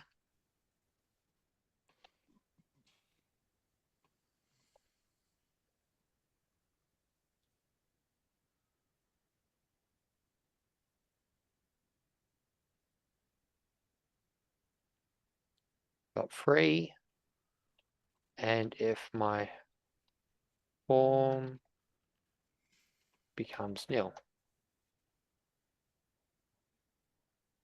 All right, so this one here will be cleanup. So what this does is it returns your form so that you can free it, and then you set the variable it stores it to nil. Now, this only works if you create it once. If you create it 12 times, because we're not storing every instance of it in some sort of list, then we're overriding this variable, so only the last one will be freed. But if we were doing this more seriously, so that you could create lots and lots of instances, you'd want to store them in some sort of dictionary or some sort of list or array or something, so that you could then access all of the ones that have been created. But this here will clean it up. That there actually frees up the memory. This one here sets the pointer back to 0 or nil, so that you don't end up with access violations. I was going to ask, well, I had thought before that when you were, because they're all, what are they, components, I guess, that when we're passing owner to the new, to the factory, Yeah. then the lifetime cleanup has been taken care of because of the way that forms and components and stuff work in cleaning themselves up. Yes, except if, like I said, if you've created lots and lots and lots of the same form, there's no way to free them unless you do something like this until the application closes. So it won't memory leak, but if those forms are expensive, say, you know, a megabyte on the form, then every time you create another form, you're chewing up a megabyte of storage that's not coming back until that application closes. I was going to ask if you weren't doing, say, components, like something non-visual, and your factory's creating things, what would the lifetime, again, this might not be the right point to ask this question, but the lifetime management, but then it occurs to me maybe you're going to create interfaces. Okay, so anyway, right, so here's something that's quite important. If we go into my classes here, the base class here is a T interfaced object. Right.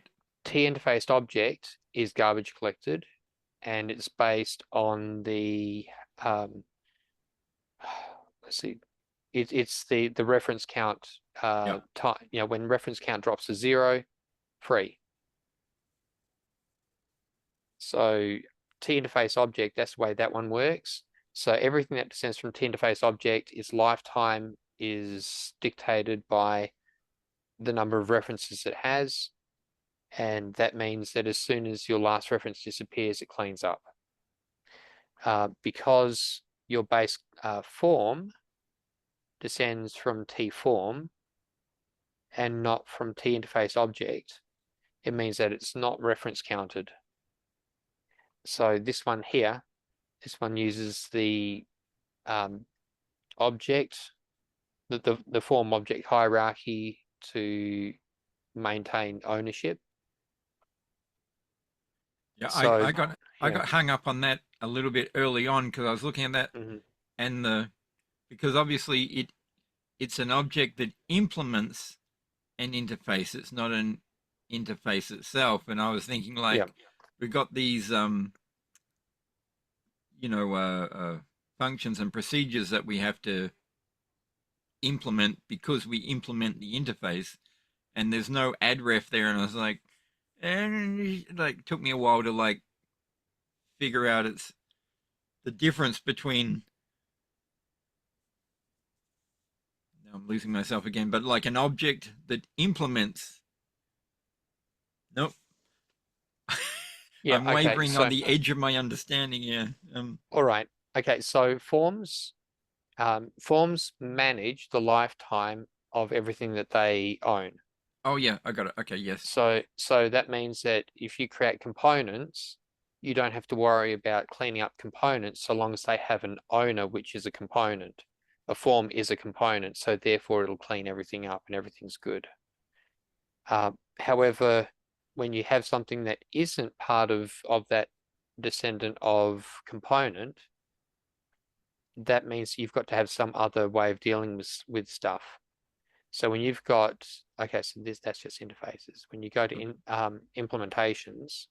The problem with my description before, I was saying object that implements an interface, but I wasn't getting either like interface smart object that implements an interface, or interface dumb, or like not seeing whatever object that's implementing an interface. Right. So what I've done is I've just gone to the reference of t-interfaced object. T-interface object is something that basically manages the lifetime of that object. And look at this. Oh, there's a class of t-interfaced object. However, there are other options that you've got for that are at this same level. I'm hoping t-aggregated object is another one of these interface thing. Well, it's another option for what you can descend from. And its behavior is slightly different. Luckily you have this lovely documentation here that tells you exactly when to use it. So that's very helpful. You've got t-contained object, which works the same sort of way. There are other, there we go, t-no-ref-count object. T-no-ref-count object works the same as, or very similar to, I should say, as a t-form, in that you have to manage the lifetime. Yep. And what that means is that at some point your interface is going to have to give you a way to free it, because without reference counting, interfaces don't naturally kill themselves. So then with this, you've got all of these lovely little, not compile directives, what are they? They're attributes. So you've got these attributes, things like unsafe or weak or things like that, which manage things that are reference counted. In this case here, it's saying that the controller, this here, when you assign something to that variable, it does not increment the reference counter. But the difference between unsafe and weak is unsafe does not check to see whether or not your object still exists. An unsafe variable, you can go to it and say, I want you to do this for me, and it'll say, sure, I've had a value assigned to me before, I'll just do that. And if that memory space is being cleaned out, then you get an access violation.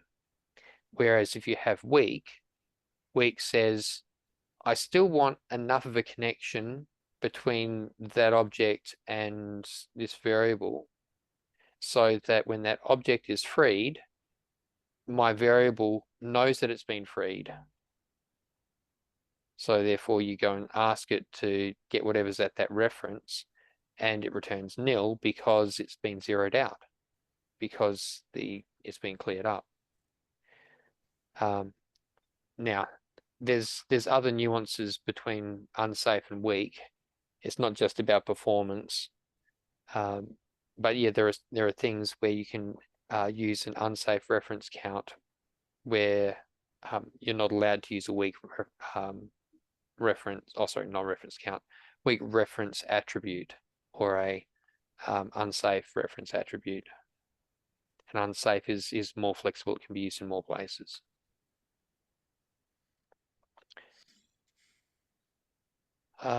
So anyway, that's, yeah, one thing we need to absolutely establish in our minds is that interface is purely a contract. All that nice cleanup behavior isn't because of interface, it's because of descending from t-interfaced object. So it's still the class behind the base class that determines the behavior, like reference counting.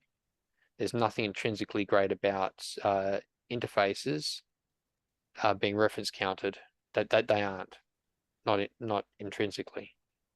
I feel like that's a really great point that I hadn't clearly separated in my head before now. Like the object does part of the job, and the interface does part of the job. And I was thinking of them as together, Yeah.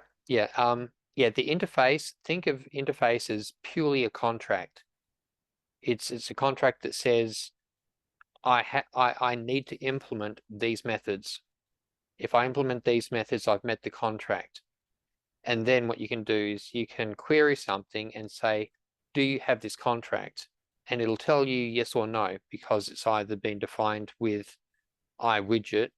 So if you ask it, do you have the iWidget contract? It's going to say no, or it's going to say yes. If it's yes, then you know all of the properties and methods and so forth of iWidget will be active in that object. And that's why we need the GUIDs, is like you can't get that Yep. info, is that right? If you Okay, don't yeah, have the so GUID? yep. So here, this here is the GUID that references or is synonymous with this particular interface. So in the system, the iWidget is for our benefit. That's what we call it. As far as what the system knows it knows it as this GUID, and that GUID is managed within the RTTI system. So you can ask it for that GUID, and it's the same as asking for that interface. Or wherever you ask for an interface, you can put that GUID in, and you'd still get the same interface. Can I? If can you No, copy, sorry. yeah, Go if you ahead. copy the same GUID into two different interfaces, chaos will ensue. Yeah, it'll choose one of the two, and everything's going to be that. So never copy your GUID reference. Richard, are you still there? I'm sorry if I caught you I was just wondering if in C#, because they have garbage collection, right? In C#. Yes, they do, but it's a different sort of garbage collection. Yeah. Not our way, but so then because people have argued before that our interfaces, because they kind of mix together lifetimes and contracts, Mm-hmm. it kind of like a little bit complicates the mental model. And I wondered if C# might be just straight contract, Yeah. or not? Are they still reference counted, do you think? I have no idea. We can ask Richard at some. What Yep. do you think? I'm sorry, you've just gone out of my knowledge areas. All I do know is that because they don't use ARC, which is automatic reference counting, they don't clean up the same way that ARC does. The way that ARC works, automatic reference counting, is that as soon as that reference count drops to 0, it begins the process of freeing, and it's right there, it's immediate, which means that as soon as you drop all references to 0 for that object, it's going. If you're descending from T interface object, and that did go for when you're doing stuff on Android or iOS. It did the same reference counting, but they've removed that in one of the more recent editions. So now when you're writing for Android or iOS, you need to explicitly remove items. It won't automatically reference count its way out of there. Now, the reference counting that you've got for C# is there's an internal garbage collection daemon that just sits there going, is this one, can this one be freed? And it just goes running around trying to work out something can be freed. And if it can, it then goes and deletes it. But because it's this little daemon sitting in the back somewhere, it's polling memory. And it may eventually get to the point where it says, yeah, I'm fairly certain I can get rid of that, and it kills it. But that it's completely disconnected from the last reference disappearing, which means that you don't control the lifetime of your objects in C#. I've run out of counts of this object. Some point in the future, perhaps maybe it will get rid of it. And depending on how sophisticated that little daemon is sitting in the background, maybe it's going to be closer to now than previous versions. Hi, Richard. Did you hear what I was asking a minute or so ago? I was a caught the C# last bit question. of Scott's reply just now. Yeah. I was just wondering. I was saying that people have said in Delphi, you know, interfaces kind of combine lifetimes and contracts together. And my question was in C#, if because you've got the garbage collection, does that mean interfaces aren't reference counted, or does it look similar, or Yeah, I just need to butt in for a second. Hey guys, just need to butt in for a second. I'm taking off. I'm gonna make you host Paul. Sure. And done. Yeah. Thanks, Scott. Yep. Okay, see you guys. Yeah. you, Scott? Yeah, so- it's Vandal in just the back. I'm gonna make you co-host. Oh, hang on, that won't let me more because I'm not host anymore. Okay, yeah, it's just Paul. I'll You're do the host. that. I'll do that. Yeah. Okay. Right. I'll figure So out how to do that. okay, so I think you've got the idea, my Richard? guess would be in C# my guess would be that in C# the two functions are separated. So so the interface are just contracts and the garbage collector, because all objects in C# are garbage collected. Mm-hmm. Yes. So what we're asking is that the way that Delphi does it, and this is basically, well, the reason why Delphi has the whole T-interfaced object is to mimic the reference counting system that you get with COM. Yep. So you remember that to communicate outside your app, you needed to use COM or decom later on. And that system used an automatic reference counting type of scheme to get rid of I think the reference counting interfaces. Mm-hmm. Yeah, I think the reference counting part of the interface contract is definitely restricted to the interfaces, but then you've also got the garbage collector actually physically cleaning up the memory. Yeah. So the reference counting in the interface will say this object is as it has an interface, it's reference counted. You can't get rid of it until the count gets to 0. But the garbage collector collects all objects anyway. So it tries to work out. In the case of interfaces, it says, right, I know this isn't used anymore because the count's gone down. Whereas with ordinary objects, it's sweeping around and trying to find out whether they're still in use. Yeah. Yeah. So yeah, I guess that's sort of the same thing as I was saying earlier with it's a little demon in the background that just sits around trying to work out what it can get rid of. Yeah. Yeah. And as a result, and it also there's a does disconnect. it on. Yeah. It also has lose, different heaps. Yeah. So it has different heaps that it puts the objects on when they're created as well. Yeah. Now, when it came to, and this is the big controversy that we had with the whole garbage collection inside Android and iOS versus Windows. So we had the same sort of garbage collection happening, like it was using Arc, but it was in the Android model and the iOS model, it would automatically garbage collect using the Arc model. So you never had to free anything inside Android or iOS development.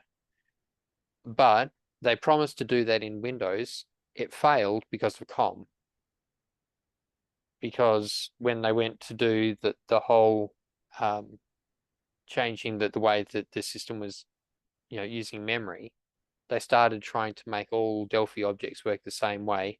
And then they ran into some incompatibility with COM, and because they had to keep that backwards compatibility so the COM still worked, they couldn't do reference counting ubiquitously across every object. So so they scrapped it, and then it got so bad that they reverse scrapped it into iOS and Android. And I think it might have been, I want to say it was one of the Delphi 10 point somethings where they actually stopped doing garbage collection in automatic garbage collection in Android and iOS. I think it was either Tokyo or Rio because it was there in Berlin. Yeah, okay, that sounds about right. I know was one of the later 10 points. All right, so I'm pretty much close to the end of what I was hoping to get through tonight. Are there any questions? Well, naturally, Big Mouth Scott, here, that's me. Has some questions, but you please go ahead, Richard. Scott, here's something that's a bit missing from interface examples in Delphi on the net generally, and it was something I didn't know about for ages until one of my colleagues pointed out to me. It's actually really simple. Yeah. It's how you get a class that references more than one interface. How you cast between interfaces. I don't know how to do it now, but there aren't actually any examples out there. That's it. But when you if you create an instance of iWidget and then cast it to something else. Yep. Hold on, I just need to put an something else in here. Yep. I know how to do it now, but at the time I was learning about it, there was just no information out there. Okay, so one thing I should mention, everyone knows the shortcut for getting a GUID. It's Control Shift and G. Just generates that GUID text there.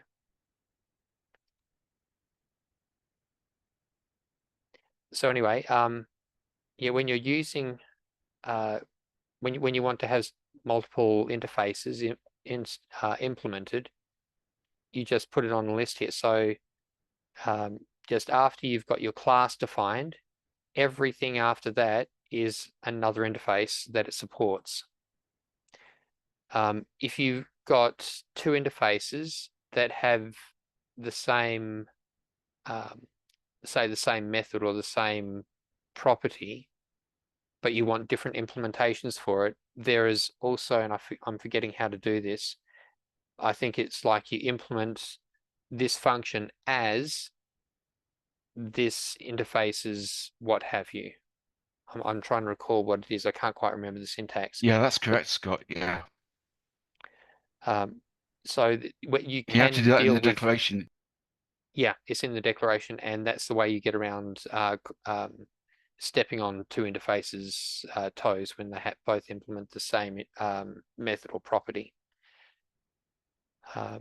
There's also another one that you can do where you say that you could have an object that you've aggregated into your class that supports a particular interface, and then what you can do is you can have a property and of that type, and in that property at the end you put implements and then the name of your interface, and that implements name of the interface.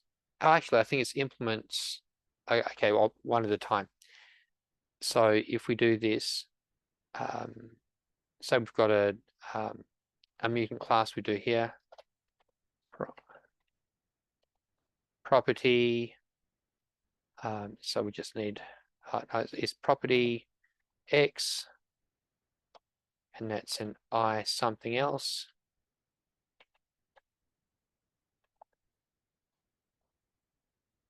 And then we probably want a getter. Get X. And then I can't remember if it's a semicolon or not.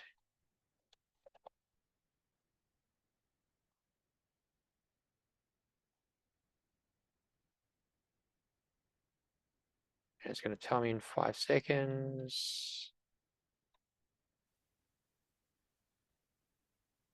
Oh.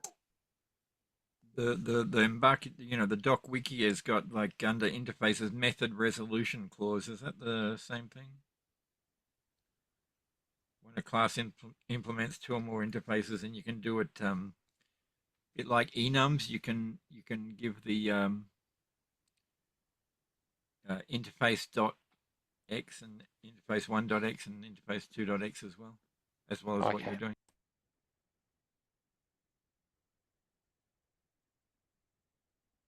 Okay, so there we go. So we've got widget mutant, I something else, and then we've got I something else here as a property. We need the getter, and then implements something else. And of course, we could do this if we had, I think you can also do this if you just have a reference to the variable like fx. That also works. Now, what were you saying there, Paul? Sorry, I was just looking on the doc wiki, and under interface implementing interfaces, it comes to method resolution clause. Yeah.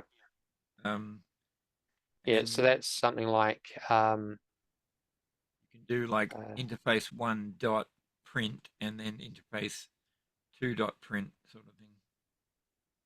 Function I something else. Dot. So we need to go to that there.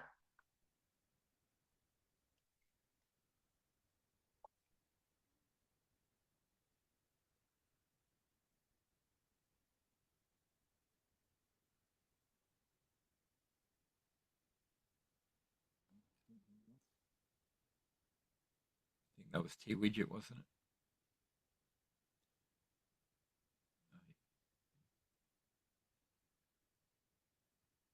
Oh, sorry, did I put that in the wrong one? I think it was maybe T widget. Ah, whoops, yeah. Good pick up there, Paul. All right. Something's still not happy about that. Oh. Equals, and then. Oh, yeah.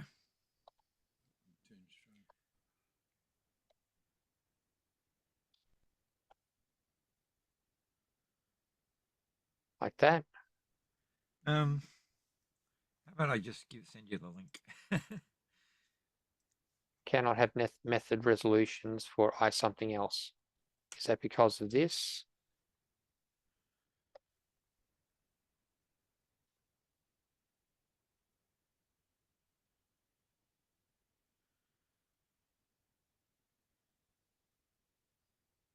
Undeclared identifier something else print. Oh, do we need to do this again?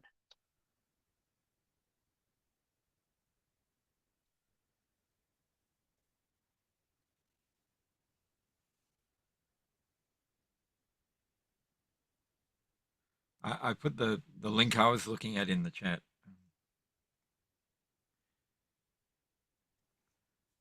But the one that you were just doing with the properties is on there, implementing interfaces by delegation. All right, so there we go. And if we do this, unless I'm misreading that, something's not quite right there. Is it just that? Is it? Okay. Scott, oh, right. Sorry, I was going to suggest maybe the other way around, but if it's worked, it's worked. We shall find out. Where's that link? I need the chat. Give me the chat. Where's the chat? Yeah, I think that's what it was saying, basically.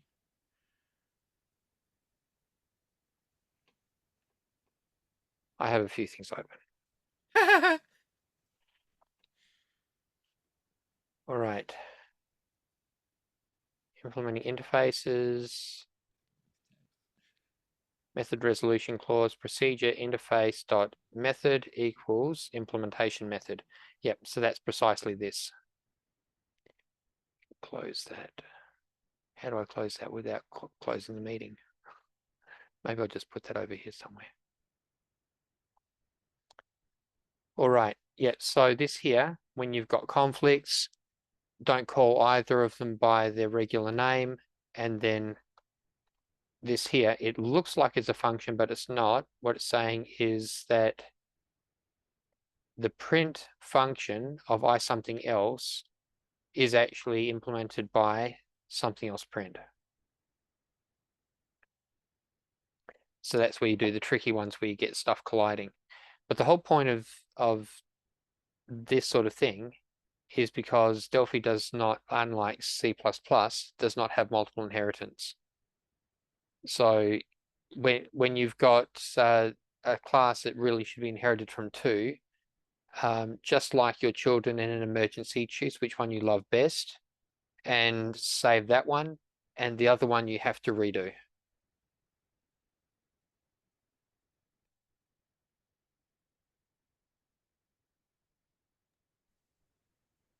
Scott, Yep. let's create a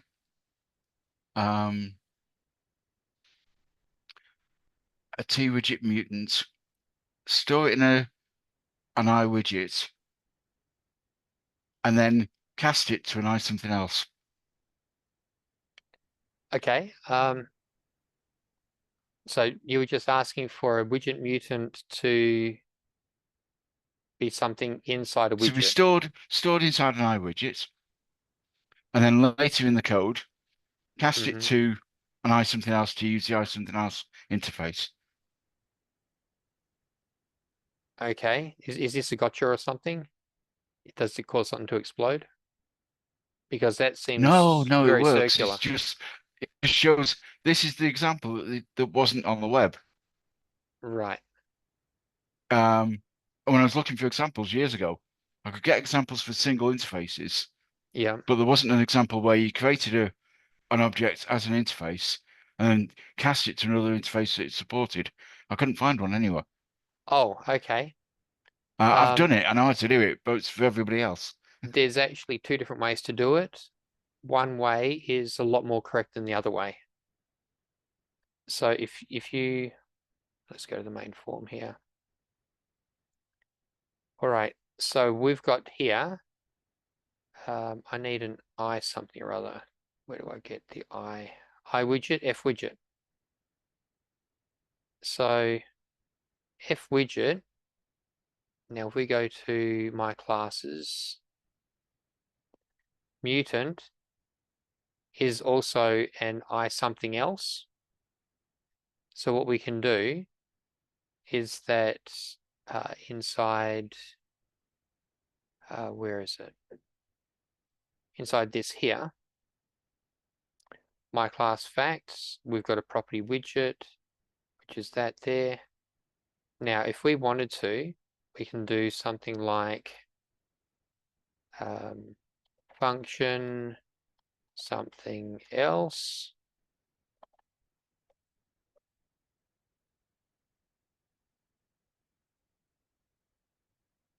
And in here, we do, now the best way to do this is if supports, if widget, I something else, result. Actually, you don't need the if, oh no, sorry, if not supports, and then result becomes nil. So that'll work. So you've got a widget, it may or may not support something else. If it does, then set the value in result, which is I something else. Otherwise, you set it to nil so that it's like not supported. So that's the most fail-safe way of doing things, especially if there's a possibility that your original object may or may not support it. The other way to do it is result becomes if widget as I something else. There is an implicit test in the as cast, which does the type checking to make sure that that's possible.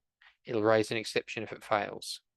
And the exception is going to be that the type is not correct. The third way to try is result becomes I something else. If widget, not, okay, so in order of recommendation, this here is top quality, this here is not too bad, this one here stay away from, it's likely to cause you issues.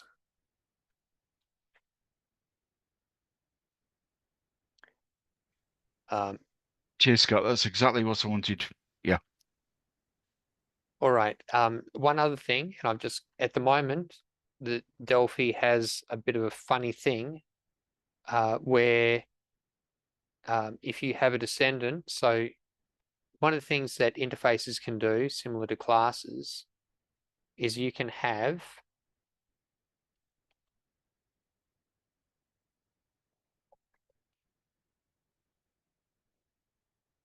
equals into come on you equals into I'll get this right sooner or later.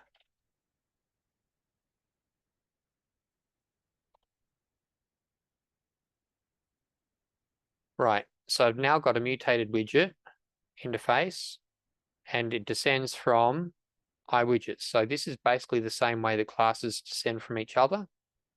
Well, you can do the same with interfaces.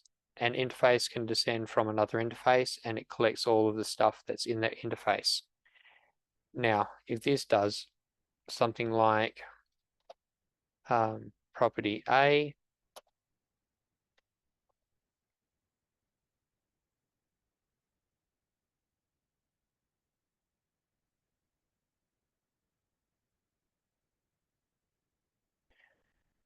and this one here, we have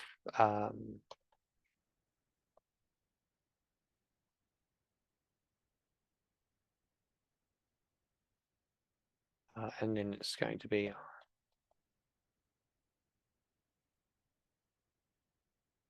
so if we have something like this going on, and now this is something that I ran into the other day and it caused me a huge amount of grief. If you have something like this going on where you've descended from one interface and then you've added more functionality into your interface here, there's a bit of a gotcha. And there's something I haven't actually reported this, but I think pretty sure it's a bug that if you do something like widget becomes, and then it is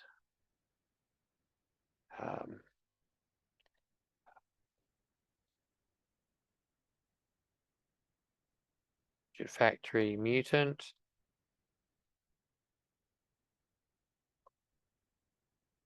like that, F widget is of type iWidget. So if we later on in some other code, so we just do some other code. Hold on. Let's get this right.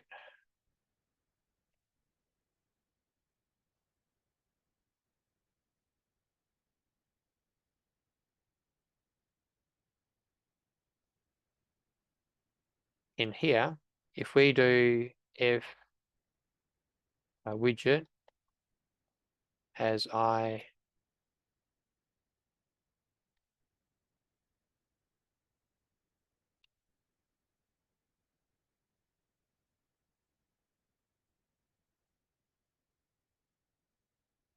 is that right?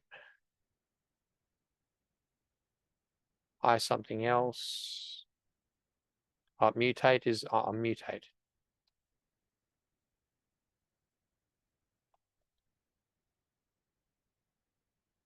What else have I got wrong there? Mutated widget, not mutant widget. X-Men. It's a mutant widget. All right, this here, if I then go dot print access violation.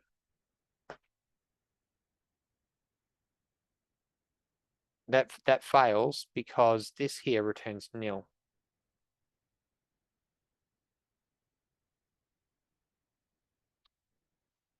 The way to fix that is if we go here and we get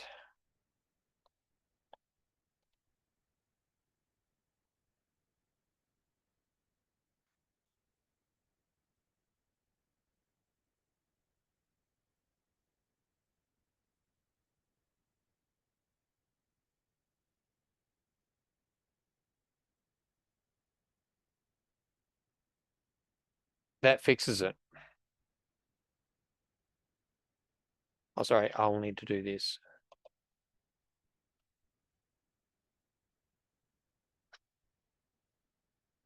If we do this, everything is hunky-dory because it's actually been a mutated widget. But once we leave here, and the only living trace of it wasn't ever a mutated widget, then it can't ever be a mutated widget. I'm pretty sure that's a bug.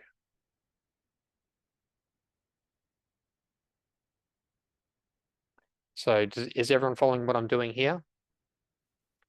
In order for f widget to be a mutated widget, it needs to have been a mutated widget. If it's never been a mutated widget, then this here cannot be cast at some later stage. And I don't understand why doing it here in the middle of creation is fine, but doing it here is not. All I know is that that is actually what's happening.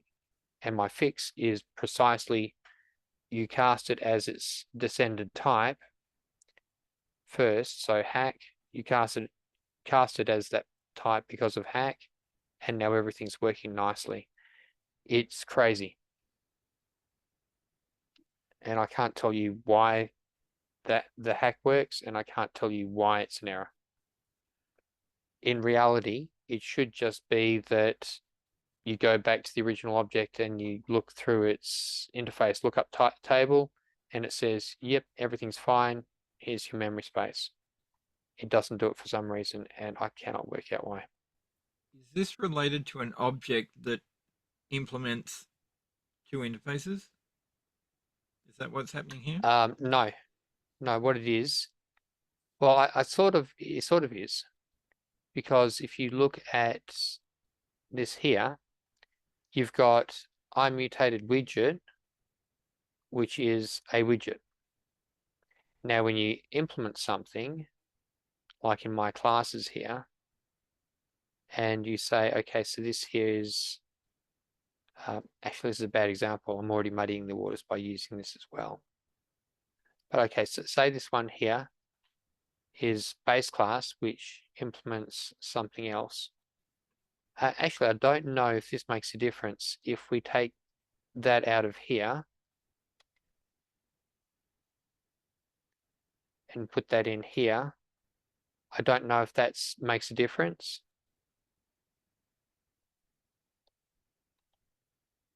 It may do, it may not.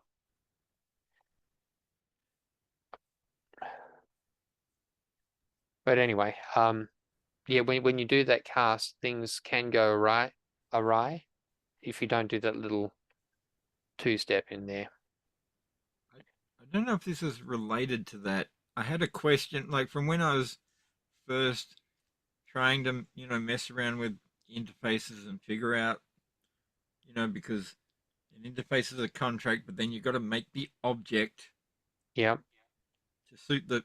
So say you have two interfaces, and one interface has functions A1 and A2, and the other interface is B1 and B2.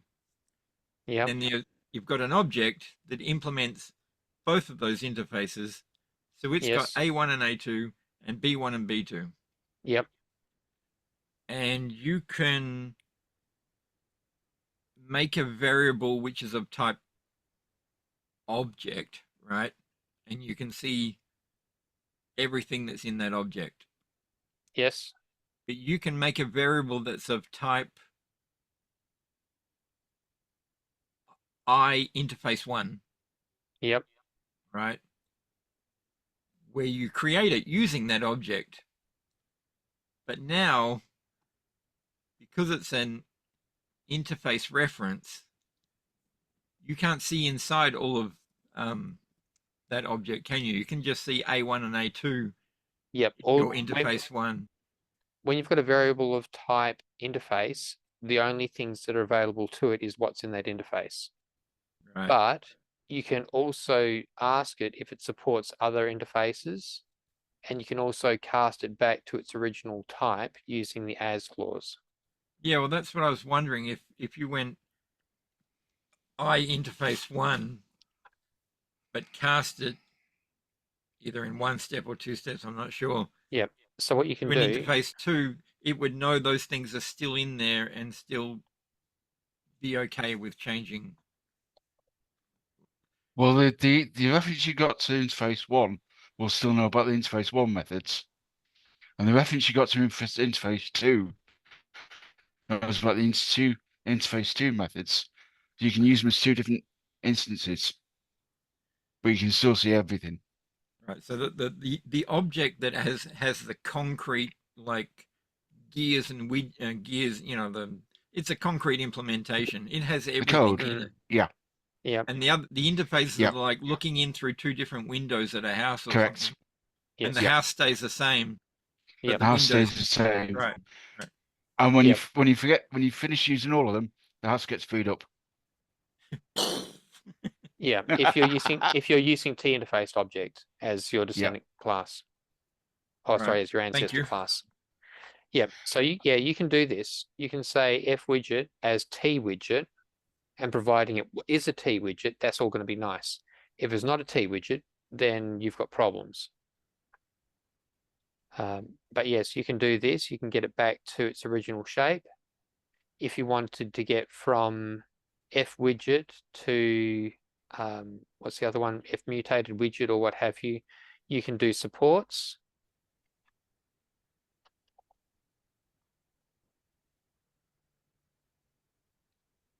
So F widget,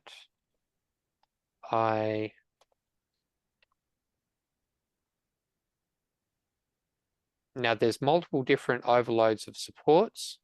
This one here, when you don't have the third item, is purely asking, do you support it? But it doesn't actually do anything else. There's another one. Okay, so if we just look at the different overloads of supports, you've got the one where you've got the IID, the GUID, and an out of the interface of that IID. So that's one way of using it. You've got another one where you have, okay, so there's the interface, the objects, because objects can go through supports as well. You can get the supports of an interface without an out variable, and it just returns whether it does support or doesn't. And the same thing for if you've got an IT object or an interface. And then there's a class, and you can just ask it if the class supports it as well. I'm not sure if you can actually see that on the screen. It's really, really small. My apologies. We can. But yeah, there's 4 different supports or 5 different supports, and this one here where you're not doing anything, getting anything out, is purely saying, do you support this interface? That seems like a particularly like the out parameter version of that. Mm-hmm. It seems like it doesn't support like composability, right? You can't like it's not a function that gives you like it gives you the boolean, but it's not giving you the result. Like if you wanted to turn one thing into the other.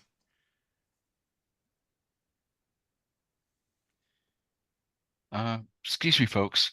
I've got another meeting starting, so I've got to leave. But Thanks No so it's much worries. been for great. hanging Thank with you. us, Richard. It's been great being with you. And please, let me know about your future meetings. I'd love to join in. Oh, We'd be pleased to have you. I've put you on our collection of emails, so whenever I send out anything to our group, it'll come to you until the Brilliant. end of time. Thank you Now, very- Richard.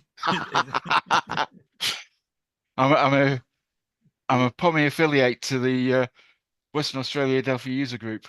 Absolutely. Sounds good. On the Reader's Digest, you'll be dead 10 years before they'll stop. Hey, and Thank you Lou, very much, guys. while you're up there happily smiling, as I'd like to say hello to you, which I didn't when you first came on. How are you? Hello mate? from John. Hello, John. How are you? I'm okay, mate. Yes, I am. I think he snuck in the back door. I just been cooking slowly. And greetings. I'm not sure how to pronounce Summer. Is that correct? Oh, you're muted. You're muted. Uh. You're on mute, buddy. Summer, you're on mute. That's it. Can you hear me? Yes. We can hear you now. Good. Yeah, good. Yeah. My name is Samer. Summer. Samer. Yeah, you say it correctly. Thanks for joining us. And thank you. Where are you joining us Um, from, Summer? Actually, I'm in Turkey. In Turkey. Ah, Yeah, in Turkey. But I'm Syrian. I'm not from Turkey. I'm in Turkey. Well, it's now official, guys. The WA chapter of ADUG is now gone international. absolutely. Yep. Yeah, welcome, Stammer. Nice Thank to you very meet much, you. guys. Take care. Have a good day. Thanks. Okay, see you, Have a Richard. good Richard, one. thank you. Welcome anytime. And yeah, Summer, same. Like, I hope you've been finding it interesting. Yeah, it was interesting, but I'm a little bit busy. So I'm listening a little bit and work a little bit. So Yeah, I'm in Yeah. So- between. it's all being recorded, so I think there'll be a lot in Yeah. here for us to look at. Yeah. All right. A lot. Okay, so Paul, you wanted to know how you would use this form of supports. So we've got here supports F widget, which is an I widget. We want to know if it supports mutated widget. And if it does, it'll put it into X. And then we can do X, which is a mutated widget, dot mutate, dot print, because mutate turns it into an I something else. Yeah. No, I was just kind of complaining that, like, the oldest vestiges of Pascal that we have, like is it str or for turning it's either for turning an integer into a string or a string into an integer. It's like Yep. Oh, it's a yeah. procedure, and you got like maybe it's integer and then string and then an E for error, right? And it's not Yep. composable because it's just a procedure, and you just like it only works on its own, and then like it's very, very, very procedural code, right? And Yeah, and it runs or plays fast and loose with its types. and now we have like x dot to string or like dot to integer, and then you could have like dot something else, and Yeah. like it's very nice and very flowing, and Mhm. yeah. So right line P1, P2, and the type is not stated, and neither is the number of parameters. That sort of thing. That's right line is just dodgy. It doesn't follow any of the rules of Pascal. It's something that Turbo Pascal added. I'm pretty sure it's not the way that we use it is not the same way that it intrinsically was when Nicholas Wirth wrote Pascal. Oh. But then again, strings were not in a thing in the original Pascal. It was an array of char. So yeah, we got a lot of things from Turbo Pascal, and it's just sort of continued on. This right line abomination is one of them, and the str works almost the same way. I mean, look at the way that the syntax works for this. I have pi. Let's just do pi. And then you can do colon 5 colon 2 and then S, where S is a string. I mean, what in the world do you call this? Oh, and sorry, we've got an error as well. Yeah. And I forget what error is. I think error is an integer. No, you're missing a bracket on the string declaration. Oh yeah, sorry, yeah. Oh no, that's right. Next Error is line. not Error is not necessarily a copy of that. Okay, so there we go. Oh, yeah, val is probably the one I'm thinking of. Val, you know, what is it? String, integer, error. No, it's just the line above. The line above, you're missing that sec. Oh, hang on. Yeah, you're missing second bracket, I think. Oh, no, you're not. I No. want something inside the right line. Yeah. Yep. And your val is a string of, actually, no, that one there actually follows regular convention. You've got a var parameter, v, and a code. But so val is sort of, it's following regular things. So we can do 5, and then I, and then code.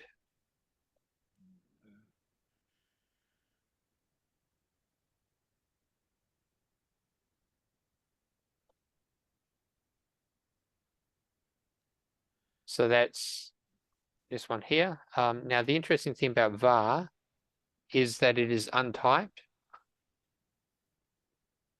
So you can actually put anything into that one there.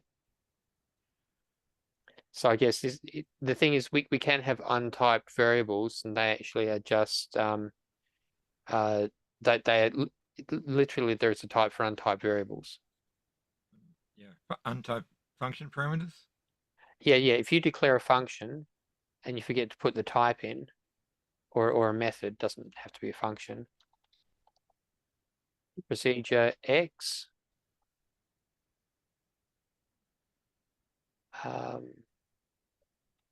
Hold on. A string var X. There's no name for that procedure yet. Oh, yeah. Okay, that's good. Expected. Where? The procedure doesn't have a name. Oh, yeah. Sorry. Oops. Been writing too many. Yeah, but there we go. Anonymous procedures. Yeah. So here, this here is an untyped parameter, and the untyped parameters are actually a type.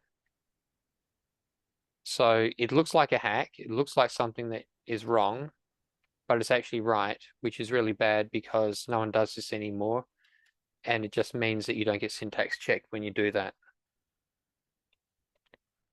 But yeah, this is literally give me anything and I'll work it out once I'm in here.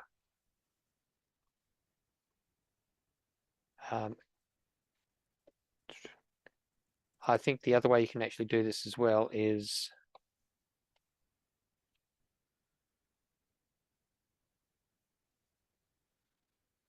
that correct? What's wrong here? Oh, I see.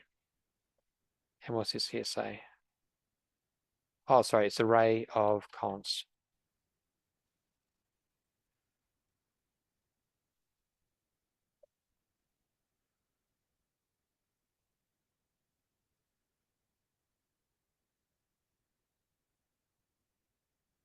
And I don't think you can have a var array of const, or can you? Yeah, so array of const gives you an array, and it's an untyped array. So it's actually an array of the same type as that other one we had, which didn't have a type. Which means that you can actually investigate what it is. And I forget how to do that at the moment. Array of const can have different types in it, can't it? Correct. It breaks all the sorts of rules. And really, if you're going to do right line, this is what right line should look like. It should actually look like array of const. And then when you use right line, you should actually get rid of that. So that's what right line should look like. Or maybe file. And you'd have to have an overload. I guess then we'd have to use the square brackets inside the round brackets. And then it's file of a file of type file, and then X array of const. I think there is a function called format to format a string. It uses array of const. Yes, it does. But what I'm saying is this here I think is it's a this const. is this is legal Delphi, what I've written here, the way that you use this, and it's consistent with format. And if we wanted to use format,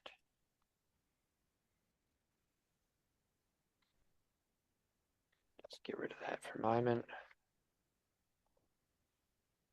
Then we have some text in here. Const. I forget, is it $%? Yes. And then you would S for have string, D for integer. Yeah, exactly. so that is format, and that's the way it looks. If we were to do write line,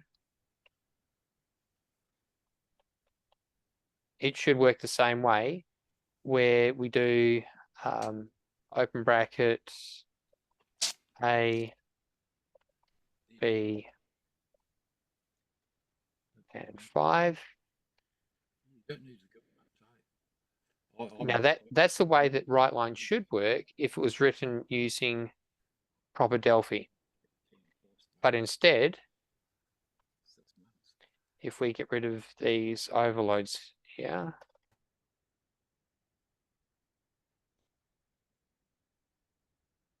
that is not how you do write line. Write line is this abomination here, where it is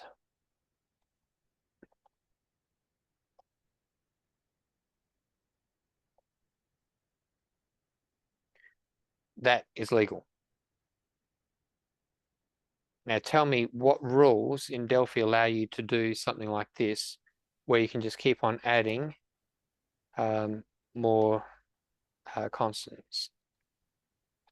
The rule of cool.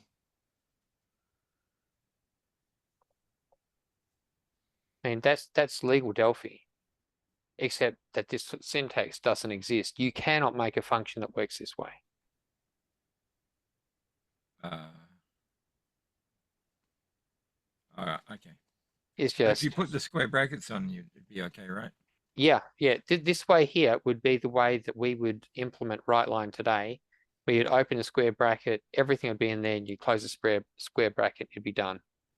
Or if it was a file, you would add the file as the first property followed by the array of const. And that would be how you should do it. The way that you actually do it is we pretend we're dealing with an array of const. I think what you're saying is that you want Delphi to have C++ variadic parameter packs. No, I don't.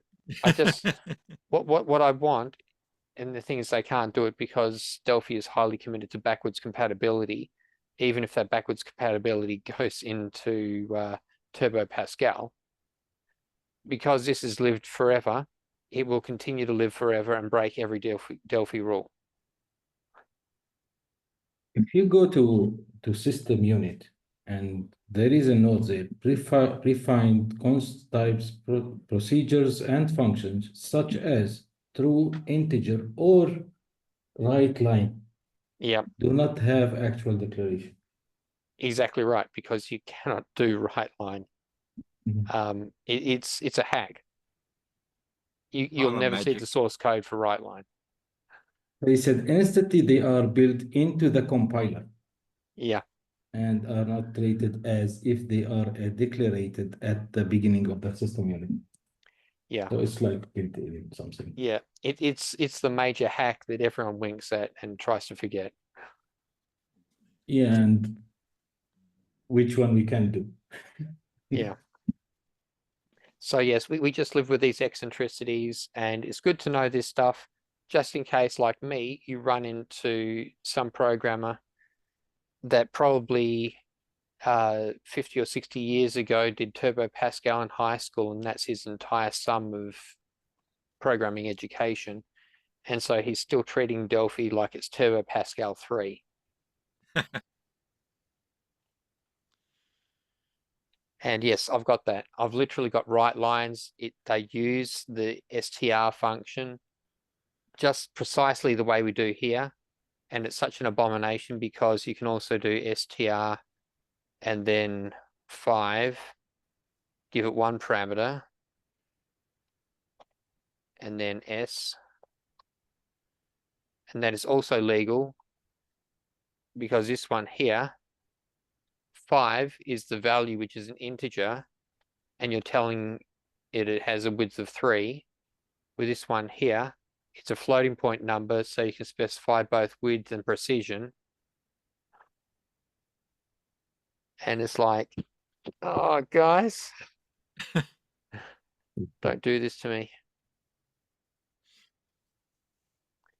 But yes, this stuff here, if you ever run into someone who's, programming is the thing that they do on the side, and they're actually an engineer or a physicist or something or other else, and they've did Turbo Pascal when they were back in high school, that's where you'll run into this, and hopefully nowhere else. I remember those discs from Borland. It cost $25 for the whole Pascal deal. Wasn't even worth going out and photocopying the stuff or pinching it. You got the book. Yeah. Well, I'm afraid to say that being a dumb teenager at the time, I actually got a pirate version of Turbo 4. And I never actually bought Turbo 4. My first purchase of Turbo Pascal, I think, was 5 or 6. And I did that when I went to uni. Yeah. But the interesting thing was that they improved the compiler so much between Turbo Pascal 3 and Turbo Pascal 4 that when we were in class and I was using Turbo Pascal 4 and the rest of the class was using Turbo Pascal 3, we did an assignment to see how fast our algorithms could work. And the optimization was so huge that I wrote practically the same code as everyone else. But whereas theirs took like 20 seconds, mine was almost instant. Yeah. And so I gave myself a secondary assignment. I went through, researched all of the frequencies of notes on a keyboard. In Turbo Pascal, you could tell it to beep at a certain frequency. So I wrote something that would actually parse a bunch of notes and play a tune by making it beep for a certain amount of time at a certain frequency. And so after running my simulation, which ended like 20 seconds before everyone else, I got it to play the Looney Tunes theme while we waited for everyone else to finish. Yeah, amazing stuff, wasn't it? But of course, you're running it on a good operating system back in those days. DOS, that was fantastic. It flew. Yep, 3.1. Was it 3.11 or something? Yeah, something like that. Yeah. Oh, yeah, DOS 3.11. Yeah. We switched from a project that I was running. We moved it from DOS to Windows, and at about a quarter of the speed. It was just dreadful. Yeah. And it's still very bloaty. Would have gone straight to Linux if it was invented at the time. When you say moved to Windows, was that Windows 1.0 though? Something like that, or Windows 95 or something. We resisted it as long as we could, but not Windows 95. I think we moved it over to, and it ran like a dead dog. Yeah. Yeah. It was a process control system that was running on DOS. It's fantastic. Yeah. All right. Was there anything else we wanted to cover tonight, or any other questions or comments? All I wanted to say was that was fantastic. A great presentation tonight. I almost learned something. Well, that's okay. I almost taught something. No, it's great, mate. Excellent job. Yep. And Scott, I learned heaps from you there, bud, and I'm going to go over it probably 2 or 3 times. And because I've been meaning to get into interfaces for some time. I read pluses and minuses about them. Like people say, oh, you should use interfaces. They're magic and all that. And other guys say, oh, they're no use to you at all. variety of comments on them, but I have been meaning to get to grips with it. And your presentation tonight here is just sort of it's been brilliant, mate. Brilliant. What else can I say? It's just been great. So thank you for your time, because you certainly put a bit in there, bud. That great. Yeah, no worries. And Summer, we'll put you on the list, will we? Summer, I'd like to. We'll put you on the list for next. I'd like to emphasize that I rang Scott yesterday. Yeah. Like, it was I about have nothing. 9 p.m. I have nothing for the meeting, and he came up with this. So there you go. Like, well, you keep this going for what, just on 3 hours there, bud. It's got to be a record of some kind. So, well, thank you very much. Riveting, mate. Fantastic. Yeah. Awesome. My ability to waffle is unprecedented. No. Terrific, mate. But it's good waffle, mate. It's good. You're waffle. a good teacher. Excellent, man. It covers the bounds of the universe. Yeah. One thing I wrote down here, when you know how you went through first you introduced using T-widget, and then you went to T-widget, T-widget class, and then you went to T-widget function, a function that returns a T-widget. That really tickled my brain, because me too. Yeah. I've said to people before that, the Lisp people are fond of saying, like, code is data and data is code. That. So you can have the number 5, or you can have a function that returns a 5. Yeah. If it takes no input and returns a 5, then these are they're very much similar to being exactly the same thing. And then you basically put it straight on the screen there in a completely different context than, how I'd thought about it before. And I like that. Yeah, and look, there's reasons why these programming principles have stood the test of time. I mean, I learned about cohesion and coupling back in my Turbo Pascal days, and obviously object orientation was nowhere near Pascal at the time, but those principles still hold out true. You still want to have loose coupling and high cohesion, because it makes more understandable code, more flexible code. Yeah, if you get into something like Pascal Analyzer, does it tell you about coupling? Does it give you a list of things that are like loosely coupled or tightly coupled or whatever? I don't know. I would hope it would, but those sorts of things would be hard to detect, I imagine, because it's something that any human can look at and go, yeah, that's really coupled. But how would you write a simulate or a language parser that would say, yeah, I can see some coupling here that ought not to be? I guess one way to check your coupling is you, like I said before, you just look at your users clause. Now, we don't even have an implementation users clause, but you look at this one here, and what you see in main in this loosely coupled form is everything here is system, or is built into the system, or a library or something, except for that one unit that you're using to link things together. The rule of thumb is the more things that you put in your users clause from your own code, the more tightly coupled your code is going to be. I have a question from a long time back, I guess. So when you declare a class, just looking on the screen there, that has a field, right? And then you have a property. Yes. Let's say it's a read-only property that. Okay, that can't. Okay, I'm so this my one own question as I speak it out. But like, so this one here, that's your read-only property, yeah. Right. So I mean, like, okay, that's definitely got a function, because if you exposed the field, people could get in and change it, and this enforces it as read-only, right? Correct. often you'll see someone property, widget, and it's read and write, and it just refers to the same field. Yep.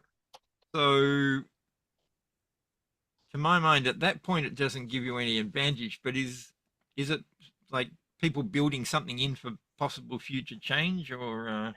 It could be. The other thing that this gives you is that when you've got a property, then you can use RITI to access that property. It's a lot. That there is an equivalent way in the new RITI of connecting to fields. It gets more difficult when you have fields sitting back here somewhere. But yeah, this sort of thing, this is very, very trivial. And the only time I would do something like this is if you also had an implements iWidget. Something like that. Property can. Or you have default. And that would be, you can't do it with T-widget, but you could do it with a basic type like default 5. And that would work if this here was an integer. Right. So, and the reason why you would do that is because those things, if you're descending from a persistent, T-persistent, they will get stored. So a T-persistent, when you stream a T-persistent, it will store anything that is a property, except for if you've got default, and the default value happens to be the same as its actual value. Then it sort of suppresses it, which is the whole point of default.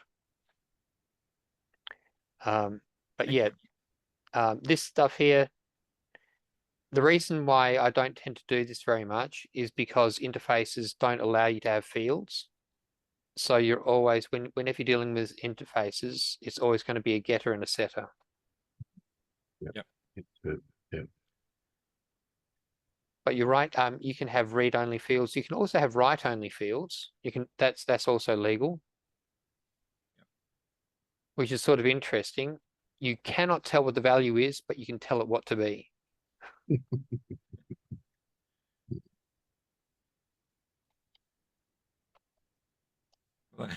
That's like wildly flailing at a light switch. It's like, my intention is that you should turn on, please. Yeah, it's the light switch that you flick it on, you flick it off, and it doesn't seem to do anywhere in the house. And so every once in a while, you just, as you go through a room, you just flick it on and flick it off. And eventually you get a call from someone in China who says, stop that.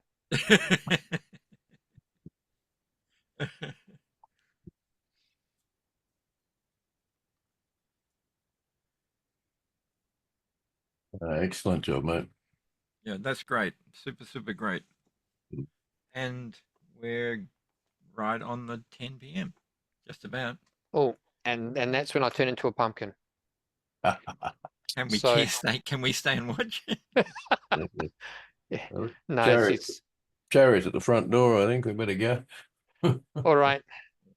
Anyway, Well, that's fantastic, Scott. And I think a lot thanks of for the people. enjoyable evening. Thanks again, Scott. Fantastic. I think a job. lot of people will be keen to look at that. Yep. Yeah. Good job, mate. JW was one of them. Yeah, cheers for that, bro. Yeah. All right. Just remind people next Monday is the AGM, ADUG AGM, and Oh, okay. David Millington talking about his AI code understanding engine. Mm-hmm. And I'll get off my ass and actually post the bit where he spoke to us already on the forum. Yeah. I've been dragging. And other than that, unless anybody has any questions or statements. Oh, Peter Wright. Hey, sorry, I didn't see you there. And thank you everyone for joining us, and we'll call it a night. All right. See you all later. Catch you later. Thank you all. See you, Sammer. Good to meet you. Yeah, Thanks again, See you Scott. next time. you too.